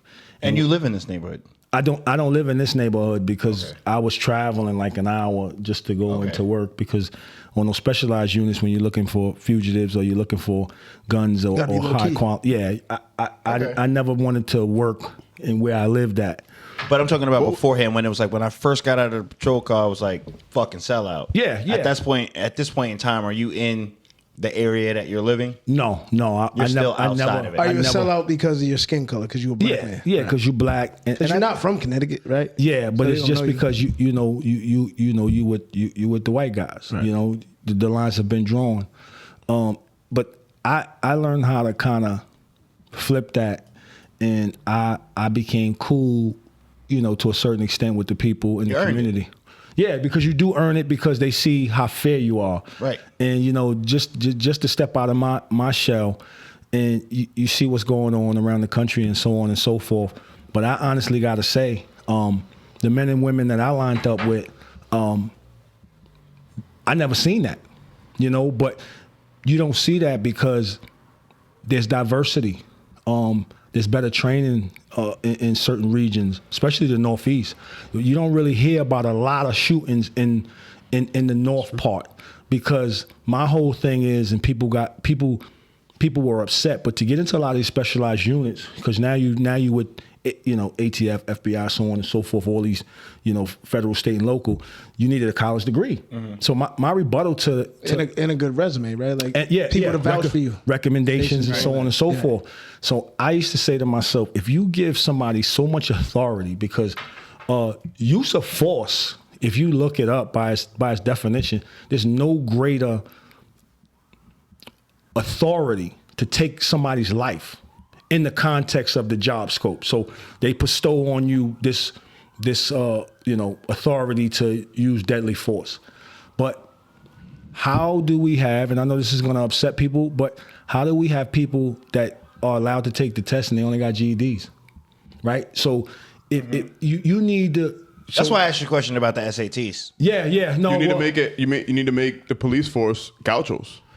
Well, if it was up to me, they would be, because I know on the federal level, you can't become a federal agent unless you got a college degree, because you showed a certain level of competency in skill set, as opposed to somebody that, I could have a GED, and and I hear the police cars. Shout out to my people. Fire. I was like, yo, is Al pushing the button right now? Got the back keep it going. But just think about that. We talk about that all the time, right? That there are officers who have the equivalent of a GED, right? Because it says it right on the either have a high school diploma or the equivalent, right? Which is a GED, but have no life experience. Yeah. Right? And So I know Providence Police, you can get on the force. You can be 18 to apply. They never hired anybody that young. They shouldn't. They never did. But still, there still can also be a 21-year-old with no life experience, right? Yep. Yeah.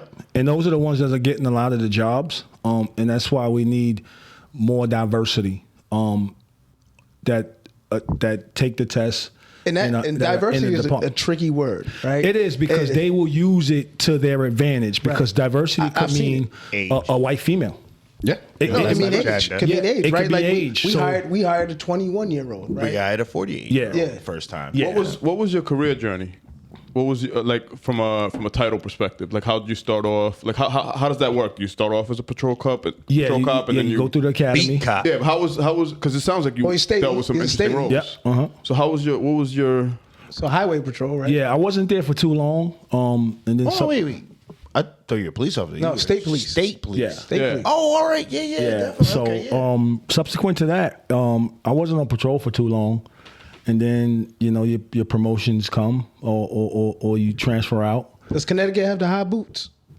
No. So we call it because Rhode Island has. Yeah. I got the crazy So outfits. there's like We got crazy outfits. So, but there. they was named as the best dressed, one of the best dressed police, state police departments Who, in the Rhode country. Island? Yeah. I think that was. Well, those like- boots cost like like $8,000. Yeah. So I don't know, not $8,000, but they're expensive. They like they about. But they call the high boots. Yeah, They call the yeah. high boots. Yeah. Trash.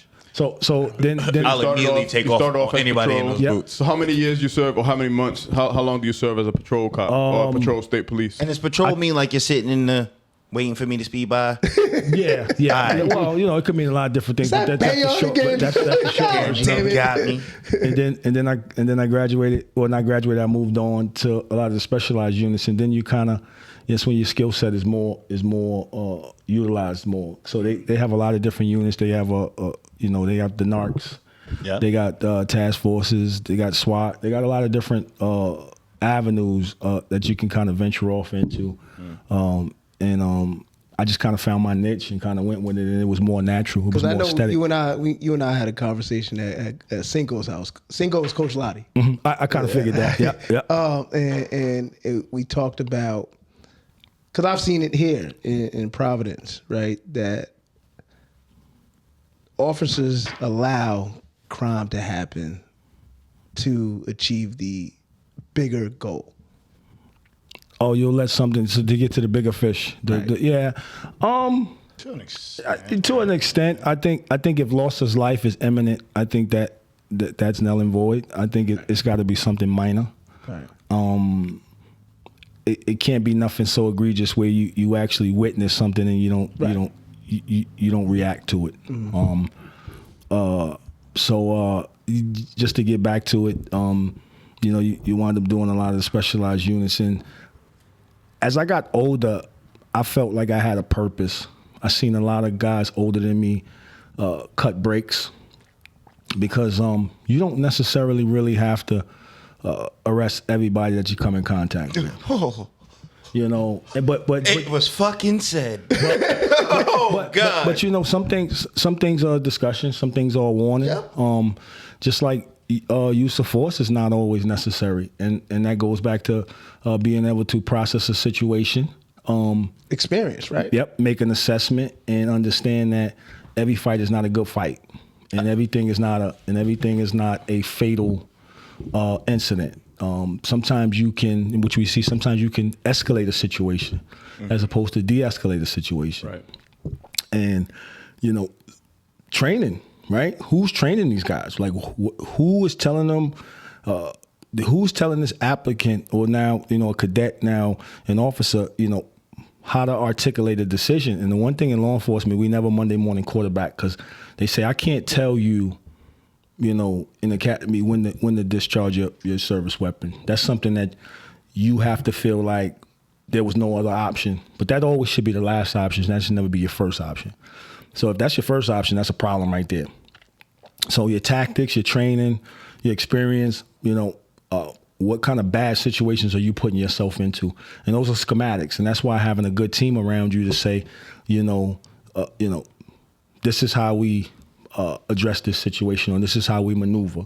And if you don't have those tactics, skills, training, discipline, it could be a bad day. Along those lines, right, Rob? Like, what if you was in a room, right, and you asked the question, why did you pick this particular city to be, right? There's many cities in Rhode Island, right? And a lot of people that I know that want to be cops don't want to be cops in the city that they're from. They feel like it would be harder for them to be a cop because it'd be this added pressure. You from here. You know these people. Why are you doing what you're doing? Why are you agreeing with all of this, right? And I think that's why a lot of people don't apply. People of color don't apply to the city that they live in, right? They'd rather go to a Barrington, a Cranston, where they're not known, right? And the crime, Rhode Island has, as far as violence, has the highest, right? It's the capital city. And the municipality has more money. So you get paid higher in the Barrington than you would in the Providence. That's why I wouldn't want to. Right. So either you're chasing the dollar, or you're chasing the fact, I just want to be in law enforcement, but I just don't want to be in my city. Or I want to be in a career where I'll be able to sustain my family and I have a good retirement, which I'm not mad at anybody, right? But when you're in a room and you ask the cadets, why did you pick this specific city? And you hear the answer from a good group of individuals say, this is where the action's at. Are you hiring those individuals? You really shouldn't. Well, I can't tell an administration what to do. Obviously. But I think that's a red flag. Right. And I think that, in my travels, you see those type of people. And you want to do your job. You know what I mean?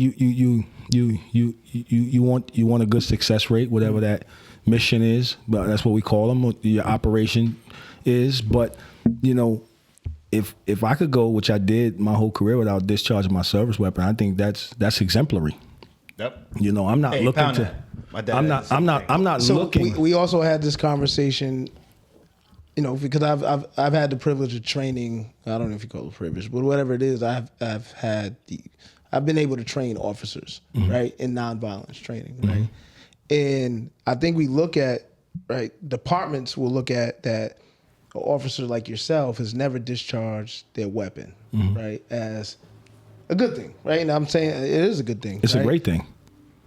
But it doesn't mean because you haven't shot anybody that you haven't used either be verbally abusive, right, to somebody, or use physical force, right? That doesn't mean police brutality is not happening. I right? agree. Yeah. Because the worst case scenario is somebody gets shot and killed. Yeah, that's unjustifiably, right? Absolutely. But police brutality is not either dead or alive. There is a middle. Absolutely, where people are verbally abused by officers. Yeah, right? or you can violate somebody's rights. Physically, yeah, right. You know what I mean? And so when we talk about that, you know, certain police departments, well, we're not them. We haven't shot anybody, but you've done other X, things. Y, and Z. Yeah. You made a good point. Like about the differences between what we're seeing in social media and what the outlook is of police officers today versus what the reality is, especially here up in the Northeast, right? Like in the Northeast, I've had horrible interactions with cops, but I've never been in a situation where I thought a police officer was going to kill me. Yeah, that's a whole different type of. I've been in tough situations with police officers, but never in a situation where it was like, am I going to die tonight? Yeah. You know what I'm saying? Like, I've never been in, thankfully, right? So there's clearly a culture, culturally either trained. What do you think that is? What is it that separates? Because we have New York, man. New York is still a very drug-infested. They had to stop and frisk. Yeah. They had to stop and frisk, right? Like, even New York, which shit happens in New York, but still you weren't having these loss of life, very crazy loss of life episodes that we're seeing now, especially in the South. Doesn't it correlate with gun law? Well, I think no. I think it's training where guns are more free to carry. No, I think Midwest, South. I think it's more culture than gun law. Yeah, but no. What I'm saying, gun law, like not your ability to carry is gun culture. In Atlanta, a cop could probably walk up on a car thinking that this person can actually ride with a gun in the car. Right. Yeah, but that I think that disclaimer should be null and void because anybody can ride with a gun in the car. It's just who takes the time out to go through the process. Right. Illegally or so if you walking up to a car thinking that, it's probably gonna be a bad day for you.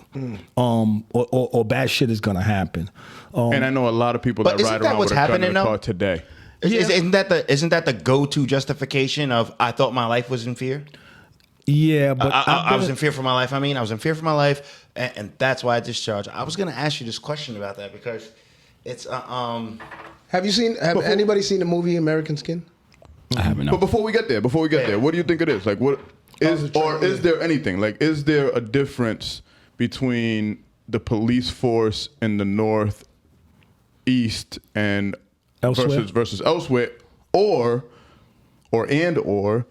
is it training? Is it funding? Is it culture? Is it funding? Is it just like Alex said, like just an outburst of slavery where this police force of looking for runaway slaves is branched out in the South. It still holds its origins in the South, and as we migrated north, it kind of lost its. Like, what do you think? What do you think that is? I think it's a multitude of things. I think it's the applicants that are applying for the position. I think it's the administration that dictates the direction that we want to go in. What direction or how do we want to be perceived? I think it's training. We also can't ignore favors, right? Like from the leadership. So I've applied to 4 times. Roger that. 5 times. ACI twice, Providence Police Department 3 times. It's 5 times for law enforcement. Obviously, I didn't make it. If Bob doesn't stop interrupting him, we can get through this. No. I'm just playing. I'm just playing around. My God. And so, dang, you made me lose my train of thought. 5 times. So 5 times, right? But every time, I didn't. Right, 5 times. I got to him. No, I'm glad I passed the written. I passed the physical. Right. I got to the oral board. Nothing. Right. Whatever. But every time we go take the test, there's somebody at the test who was, right? The guy says, don't think you're going to get a favor, right? This is a test for everybody. We're giving everybody equal opportunity, which we know is bullshit. There's favors, right? So there's a couple guys getting a favor that don't deserve to be on the force. We can't ignore that part either. I don't think you should. I think they call that nepotism. Right. Yeah. And that absolutely exists. And that needs to be weeded out. You need to take the best applicants no matter what demographic they come from or whatever they look like. But also, like you said, I think it's a multitude of things. I think it's, training, but I think you need diversity. And I think you need to understand that every culture doesn't articulate itself the same way, but it doesn't necessarily mean it's a threat. You might come across a culture and they might be a little bit more what you might perceive as aggressive, but it just might just be the way they communicate. And it's not necessarily a threat per se. Could be. So I'm not here to say, well, hey, you shouldn't have did that, you shouldn't have did this, but there's a lot of situations on the TV that you go, wow, that was a tough day. Right. 13-year-old kid, Chicago, turns around, hands up. That was like, those things like that, those are, you got milliseconds to make a decision, but, I was always taught, you discharge that, you own that. You did. So you better be fucking right. You better be right, because that is life altering. Your life and the person that you discharging the weapon. And the family. Yeah. So, and that's how there's always, in certain situations, there's always time to process. I mean, in milliseconds, but, You're trained to process in milliseconds. Yeah, because you're under a lot of stress, and you can put yourself in a bad situation that's not necessary. Right. If you have bad tactics and bad training. But I think that's a part where the general public don't understand, right? That split second, you have to make a split. I remember you told us about a situation where you was actually in somebody's basement, which could be unsafe. Yeah. You're in somebody's basement. That means you're in the bottom of the house. Yeah. Yeah. And Yeah. But you did, from what you explained, right? You de-escalate the situation. I talked him off His the ledge. split second started before he was in the basement. Right. Your split second started when you went When he down went in the there. basement, went down. Right. That's when made you a made conscious that decision to say, I'm going in the basement. Confident. Because allegedly that's where the threat was. Right. Right. But you was like, yo, I don't want to be here just as much as you don't want me here. Yeah. Yeah. Yeah. I've been in a lot of tough situations, and sometimes if you tell a man what you're going to do and you explain yourself, you give him time to process, and you put the onus on him. Like, if you reach for that waistband one more time, it's going to be a bad day for you. Right. And I'm dead serious. Yep. That's one of two ways we can get out of here. Don't make it any worse. Right.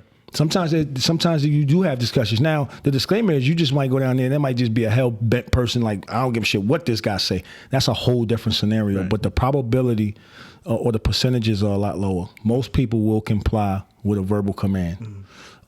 It might take a little bit more tactics to get the situation under control, but any situation you're in, you and your colleagues in, you got to have the mentality that no matter what happens, we're coming out on top. And I've been in a lot of rough situations, and discharging the firearm never even came on the range, on the radar. From foot chases to fist fights to all kind of stuff. So that leads me back to, if the weapon is the first option for you, The very first. it might be tough. And sometimes you do draw your weapon to kind of get some understanding, depending upon what's going on. And a lot of departments won't regulate that as far as like when you can remove your service weapon out of the holster. It's up to you. You have to articulate yourself. And so when we was training the CF and the Providence Police Department in nonviolence, because I've been part of local national conversations about legitimizing police, right? And basically what it boiled down to was communication, right? Say we're on Branch Avenue, right? And my post is as a police officer on Branch Avenue because there's been a certain amount of accidents and speeding, right, in this area. So it makes this area unsafe. And I pull a car over because this is a 25 and they was doing 30, and I pull them over. we was talking about the communication about, right? Because the driver can be like, officer, why you pull me over? Mm-hmm. And now, depending on the officer, depending on the day the officer had, absolutely, whatever it may be, absolutely, license registration, please. Mm-hmm. Officer, why you pull me over? License registration, please. I'm just asking, I need your license and registration, please, because you were speeding. Mm-hmm. Which may be factual, but you're escalating. Right. Now the officer is like, why you got to talk to me like that? Mm-hmm. Are you talking back? Right. So, but when we was talking about the communication piece, is that unfortunately in this area, there's been a high level of speeding and accidents. Mm-hmm. And I pulled you over because you was doing 30 and a 25. Roger that. Now, the driver might feel, oh, damn, I was only doing 5 over, but at least the officer communicated, mm-hmm. right? Because you're never gonna, no matter what the information is, somebody's gonna be disgruntled about it. Yeah, right. I would say. But at least the officer, in his mind, for what he knew, while I was posted here, I'm being honest and genuine about the information. Roger that. Mm-hmm. Right, and so we was talking about those are small examples, right? Mm-hmm. But that's how you legitimize police instead of saying. But without being biased, I think that the majority of the time it goes the way you explained in the latter. Right. That communication does happen. It can. Right. I think that majority of pullovers, I don't know that they're all necessary. Right. Mm-hmm. Especially if you're not on a corner that's experiencing all of these accidents. Mm-hmm. That 5 miles and over, I think it's something like a buffer like 10. You on highway. I remember getting pulled over one time doing 100. He was like, yeah, you should be going to jail. Absolutely. Yeah, my dad was a cop. Reckless. And he was like, you tell your dad you got You're to break. reckless. You're reckless. Anything over 85 is reckless and dangerous, right? Yeah. So I think that happens. Mm-hmm. And I hope that people or police officers take that approach. Mm-hmm.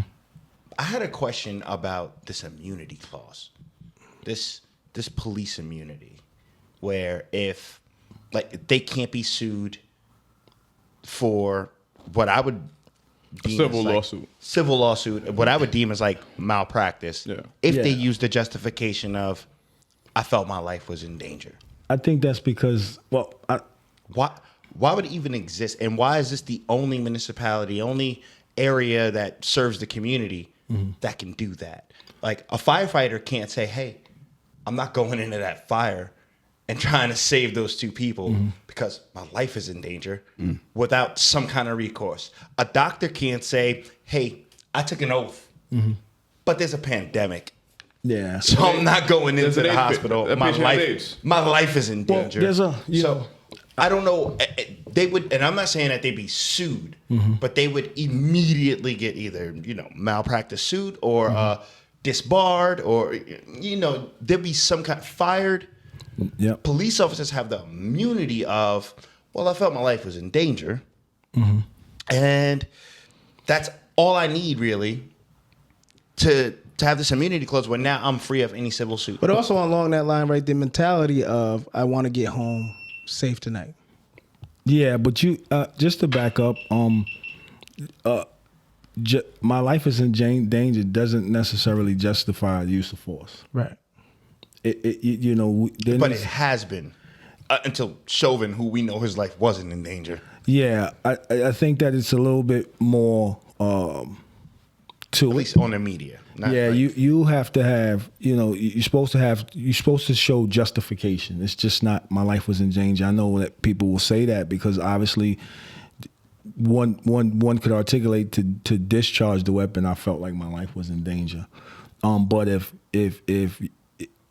the investigation shows that he was shot in the back, then where was the threat? You know what I mean? There's a lot of different situations, scenarios that is not applicable to. I wish I could remember all of the names and all of the scenarios, but unfortunately, I'm becoming desensitized to it because it happens so often. And that's sad, and that's an unfortunate situation. Where if I ran Sandra Bland, I remember the name. Mm-hmm, mm-hmm. Breonna Taylor, everyone remembers that name, right? Mike Brown Jr. Mike Brown Jr. Right? Again, life in danger, kid fighting. The new kid, the new cases though. You got the 13-year-old kid in Chicago, running, turns around, hands up, shot in his chest. Right? You got Anthony Brown Jr. Who was the guy shot in the head? shot in the head. Yeah, that was recently, right? Right. They haven't released a video yet, but they're warning the public. It's a state of emergency. State of emergency when they Yeah. release this video. Yeah. I thought my gun was my taser. How the fuck does that happen? I don't know. How the fuck does that 20 years on the force. 20 something. And a training officer. I think, and I'm not. Let me be very clear, because I don't want. I'm not justifying any of these situations. No, and I know you're not. And I let me want be the public very- to know that we're having a conversation with you. I just think that there's stressful situations. Like you said, Bob said, you don't know if you're getting home. You don't know. Bad day. Bad day. I never let a bad day result in bad judgment. You gotta put Like that the shit in your back facts. pocket. But I'm gonna get a shirt made. But I understand emotional levels, right? Like just emotional level. You can't have that. No, I like that. I know. We like Chris Rock said, like a pilot can't say, "I want to land a plane safely today." It's like that's what I think. I want to land a plane safely today. Like a pilot can't say that. Well, I will say. Say it again one time. Out of all, I never let a bad day. result in bad judgment. Yeah. You know, nothing else is important. Like, you got to learn tactically. Like, whatever the fuck is going on, whether you got a bad day with your wife, or your kids got a bad grade, or you got some bad news, it's either one or two things you need to do. Take yourself offline and tell your superiors, I'm not in the position to function. Mm-hmm. And maybe I'll stay inside, or do your job. Does that happen often in the force where people voluntarily? Yeah. No, I've seen people say, this is not a good day. Let me digress. Let me go to my safe space. They don't come out like, I might fuck something up, but it's just more like no. But you it's in the air. You know, mm-hmm. Sometimes you shouldn't put yourself. Like I said, you can put yourself in a bad situation just mentally not being all there, and your clarity is not there. Right. Yeah. Or acting off of emotions. I never acted off of. I would like to believe I've never acted off an emotion that could be catastrophic to somebody's existence. But there is real, like, emotions are real, right? Like, and right? So I might feel like today I can go to work today, right? I might have had a bad night, but I'm gonna go to work today, mm-hmm. right? Because I feel good. I woke up this morning feeling better, but then something happens, right? Mm-hmm. On the job, right? Something you see happens, and you have to respond to it, which triggers an emotion. Yes, but you have to have emotional intelligence enough, because you have a license to kill. No, I know that, but we also can't ignore the fact that sometimes we lose control of emotions. Obviously, comes with consequences. Yeah, right. Yeah. Comes with consequences. It will never be perfect. Right? No, it will never be perfect. But you don't. I would like to believe that 5 in a week though. Fuck. You don't want to put yourself in a situation where now you see after you're on the news. And like I said, every case is different, so I don't want to, mm-hmm. broad brush and say this in Monday morning quarterback. But I will say is, like, my unit and our guys have put ourselves in a lot of situations for the greater good or the success of the mission. And there's a lot of different things you can do. And we used to say, move fast but slow down. You can move fast to a situation and then process. You don't necessarily have to put yourself in the that's a quarterback in the danger zone. Right. You can have a man run into an apartment. You can surround it. You can do schematics. You can ask for a dog. You can do a lot of different things. But once you enter that threat zone, now you in it. And anything's possible. And anything is possible, and a lot of bad things can happen. And a lot of times, if you just think, stop, and use your experience and the veterans around you, and come up with a comprehensive game plan, sometimes that doesn't happen. Mm-hmm. Sometimes you just instincts take in, and but then what you should do is debrief after and say what did we do well, and what do we need to improve on. I want to end it there, only because I feel like we have a guest that we call our love expert that comes on the podcast every once in a while, right? And she offers her opinions on relationships and love and whatever's going on. And we're trying to do the same thing with fitness, right? We have I don't know if you know A&D Fitness, but Joe Rivetti's who owns A&D Fitness. He's been on the podcast like 3 times or whatever. He comes on whenever.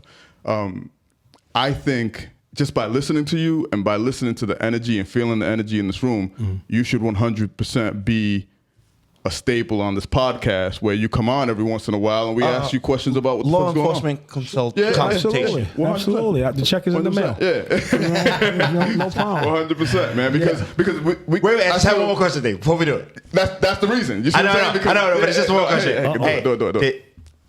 Did the Chauvin verdict change policing? I'm gonna say probably not. Will it cause more police to move fast, think fast, move slow? I would like to say yes, but there's been a lot of incidents that we've seen prior to that the behavior hasn't changed. Yep. And we have we have to go deeper into that. That's the part. That's the part. So Coach Rob, it's been a pleasure. Thank you for doing it. Pleasure's all mine, man. We do this thing here. Yeah, I like man. that. I like that. Whole lot. So don't see. I can't say it the way he says. And I knew he was from New York when he was like, "Yo, my mother." The way he said whole lot. Yeah, we dropped it all. So we don't fuck with the TH. Coach Rob, just want to give an example. Now this past weekend, I'm not going to talk about the incident, right? Okay. But the weekend before, did something that I've experienced with guys from New York. You said it already. It's on the podcast. It's on 138. So it's on 138. And so is the incident. Yeah, I'm from. Damn. So is the incident. That's right. Because that was on the last podcast. Because I'm from New York. Don't worry about it. Now I know all that though. You're protected here, bro. You're insulated. Yeah, you feel me? Like you're back in Rice. You're top 5, and I'm the street nigga for you in here. Like you're insulated, bro. And we should and if you ever want to get something off your chest, definitely feel free to come through the podcast. Absolutely. But I feel like we can do this all day, every day. You know what I'm saying? It's just a prevalent time, bro. And you have a lot of information. It seems like you've been around. You served your time. You know what you're talking about. Dog, he's 43 and retired. 44. But who's counting? Yeah, word. Yeah. 44 and retired. Yeah. Doesn't have to work. So we do this thing here called honorable mention. Okay. Where we highlight anything that we want the audience to be privy to. Okay. You can go last and think about podcast, it. song, whatever it is. Just want to highlight something. Alex forgot something. No. No. All right. We're good. My honorable mention. I forgot what was it called. See what happened was. You ready, Kabbas? You ready for yours? No. All right. Okay. All always ready. Yeah, right off the rip. Just a random honorable mention only because my son hit me to it and the shit is fire. I can't stop singing it. This is honorable mention B. Mooski, track star. Fucking love that song. She's a runner. She's a track star. No. So listen, This is a phenomenal song. I'm driving. So Pete, right? I'm driving my guy. You know, I pick up the Listen kids. to the words. You gotta listen to the words. No. So I know what you're talking about. Okay. So I'm, I got to pick up the guys, right? I got all young guys, 16-year-olds to pick up to drive to games. That right? heartbroken news. Like I can't play nothing I personally like. So I said, you know what, title. I think most of like Spotify, you pick an artist and they plays kind of the music around them. Mm-hmm. So I picked the Rod Wave playlist. Listen, they was like, "Yo, Coach Bub's in his bag." I'm like, I don't know any of these fucking songs. That's hilarious. Yo, That was the fact. There was every song that came on when you hear your players singing word for word, you're like, That's crazy. That's continuity. So that's okay. one. I'm telling you. No, that was just But Mooski. it's double I at the end. Yeah, Mooski. track star. MOOSKII. My real honorable mention for today is T-gomes Heating and Cooling, residential, I commercial, fuck with service and install, Jesus gas, propane, specializes in conversion from oil to gas. Hablos Español. Yeah, they're dope. Phone number 401-781-3218, 401-487-2044. They're not paying us. They paid you? Nah. Yeah, you know what? He paid me Hulu has paid sports. with incredible service, bro. Okay. It's one thing. God. Yo, he and dudes can show up and be like, "Hey, I ain't gonna say it's gonna be a little. I ain't gonna say it's gonna be a lot, but it'll cost you." Dude charged me what the cost of the piece was, $95, and then let me watch him the whole time. Taught me while he was doing it. those are dope. I think it's incredible service. T-gomes Heating and Cooling. And he's an East Side dude. He knew the Perrys. Okay. My honorable mention is a podcast. It is called Growing Pains Podcast. 100% Growing Pains Podcast. Hey, please go out while we do this and while I look for the Stand podcast that I've been listening to for the past week and a half. Go out there and vote for best podcast on Rhode-IslandMonthly.com. Vote for what is it? Is it under Providence or is it under? It's Rhode Island. Under Rhode Island. It's under Rhode Island. Under podcast, Growing Pains Podcast. Or however you like. Huh? Or however you like. Nah. Growing Pains Podcast. Nah. Influence. You can vote for whoever you like. Yeah. Better be growing. Bloomback flowers for flowers. Slow Burn. Slow Burn is my podcast. They have 5 seasons. Each season focuses on a particular issue. I think season 3 was like Biggie and Tupac, which I'm not gonna listen to because I'm kind of desensitized to the Biggie and Tupac story now. Roger that. But they do a good job with like the David Duke story, and they do they do a good job with the David Duke story, and they do a good. I'm only on episode 2. It seems like they're doing a good job with this whole Bush takes us to Iraq story. So check that out. Slow burn. Slow Burn. I gotta check that one out. So I don't. They're honorable mentions, but I'm giving flowers. Shawn Corey Carter, who was my son, who in June will be 21, but next month he'll be graduating with his associate's degree from CCRI. Yeah, where's that button at, bro? Yeah, that's the button. Yeah, we shouldn't be doing the flowers. Yeah, shout out to My him. bad, dog. My bad. I'm actually excited, man. 21, You should be. associate's degree. He's holding down 2 jobs. That's dope. Shout out to him. And my flowers are going to you. Another flowers are going to you, Coach Rob. Right? 100%. I respect the game of basketball so much. I love the game. I'm a student of the game, and knowing like I really the history behind the game and the errors and knowing New York City. Like I'm not. There's no disrespect for where I'm from because we have hood legends too that didn't make it right. Didn't go to where we thought they could go, and we have top 5 in the city. I can name a lot of guys, man. But meeting you. And then not knowing none of that, right? Just I'm a retired state trooper, coach. My kid plays for and then having a conversation with him, it's like, I was top 5 in New York. I'm like, Philippe, Sham, all. Oh, I like these guys. These are some of my favorite basketball players. And shout out to you for your, being humble. Right? Coach Rob gives me John Hope vibes. Right. You give me John Hope vibes. I'm not gonna lie. You're supposed to talk your shit. You supposed to, yeah. Like John Hope's a hip hop artist from Rhode Island. Oh yeah. A little bit more of a But flex. came on here like we had to amp him up. Nah, yeah. But That's what's up. Yeah, I appreciate and that. I Thank appreciate you. I appreciate you too, sir. What you got, Alex? It's me. Damn, I'm ready. Hold on. I'm not ready. One time Not for ready? the Bronx, bro. Do you have anything cool? Raised 2 great cops that I know. My father and my man right here. One time for the Bronx. That's it. You have any honorable mentions, Coach Rob? You guys. I think what you guys are doing is vital. I think you need to put these honest conversations out in the universe, and people may not like them, and sometimes you gotta put people in an uncomfortable situation and to make them comfortable, because that's the only way we can affect change. Right. Because both sides have questions, but both sides sometimes fail to sit down and have those discussions, and then the cycle repeats itself. Right. And that's what we got to get away from, no matter where you're from or what color or race, creed, or culture. We're humans, and there's no one race greater than the other. It's just a false ideology that somebody has created and pitted us against each other. And I tell my kids, there's a lot of great people of color. There's some bad ones. Yep.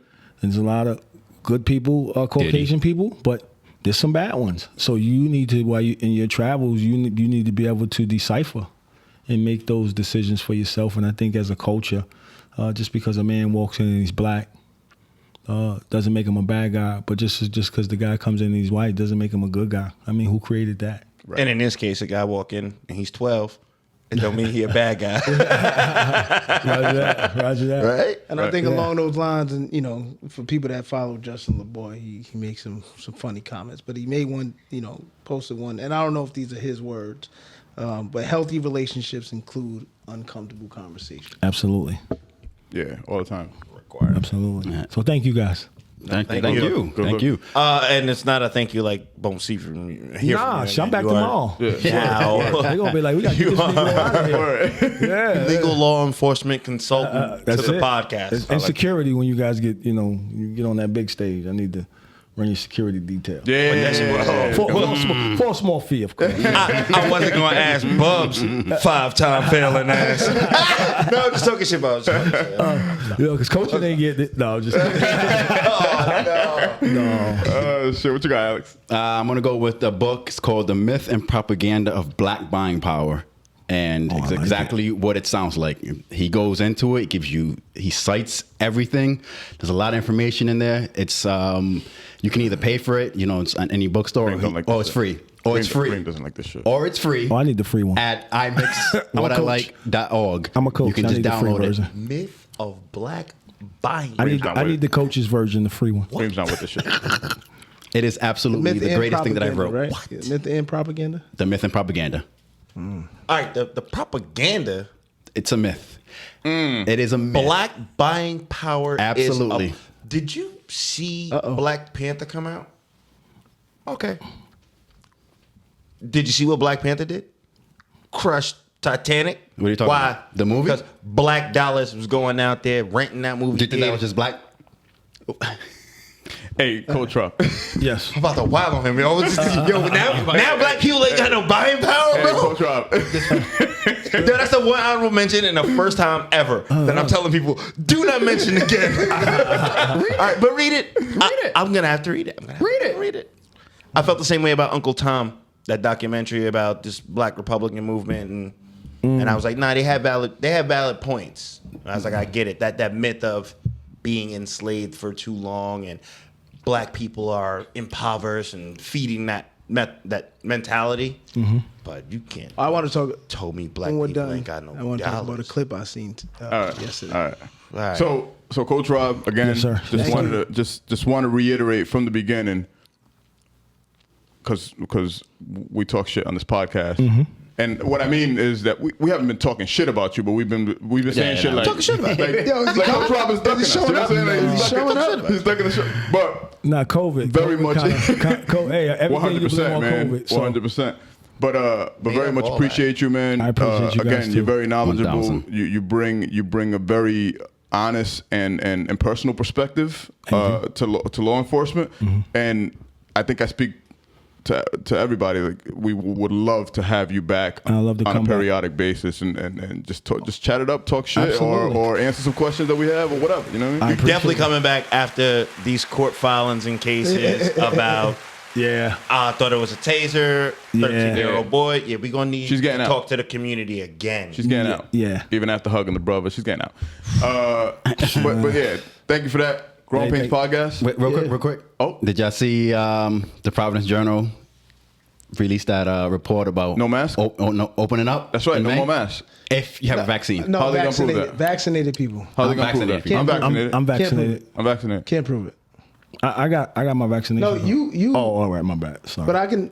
Yeah, it's not the proving it. It's the enforcing it. Right. Who's gonna be like, yeah, son, I got vaccinated. Let me see your fucking papers. Bouncer at South Street? No. I don't know. It might be a requirement to get in the place. What if though? What if you need a passport? Right, no, Yeah, So- I'll tell so- you, this is how I'm gonna storm the Capitol. So say. promise You're you, storming it? I'm gonna storm the fucking Capitol. I'm not. After- I'm I not think that's. storming. Nah, you don't want to do that now. Because I can go so many places with that conversation. All right, we're talking after Yeah, this. let me We're get talking outta here. We're talking after this. All right, man. Grown Pains You know what to Podcast. do. We out. You know what to Episode do. 139. Follow, like, Share, comment, fuck share. with us. Hey, all y'all other podcasts that are talking about fuck with us now, shout out to y'all. Yeah, Fuck shout with out to us. y'all. Yeah. Appreciate you. We might fuck with you. Yeah. We out. I Yeah. like it. When they say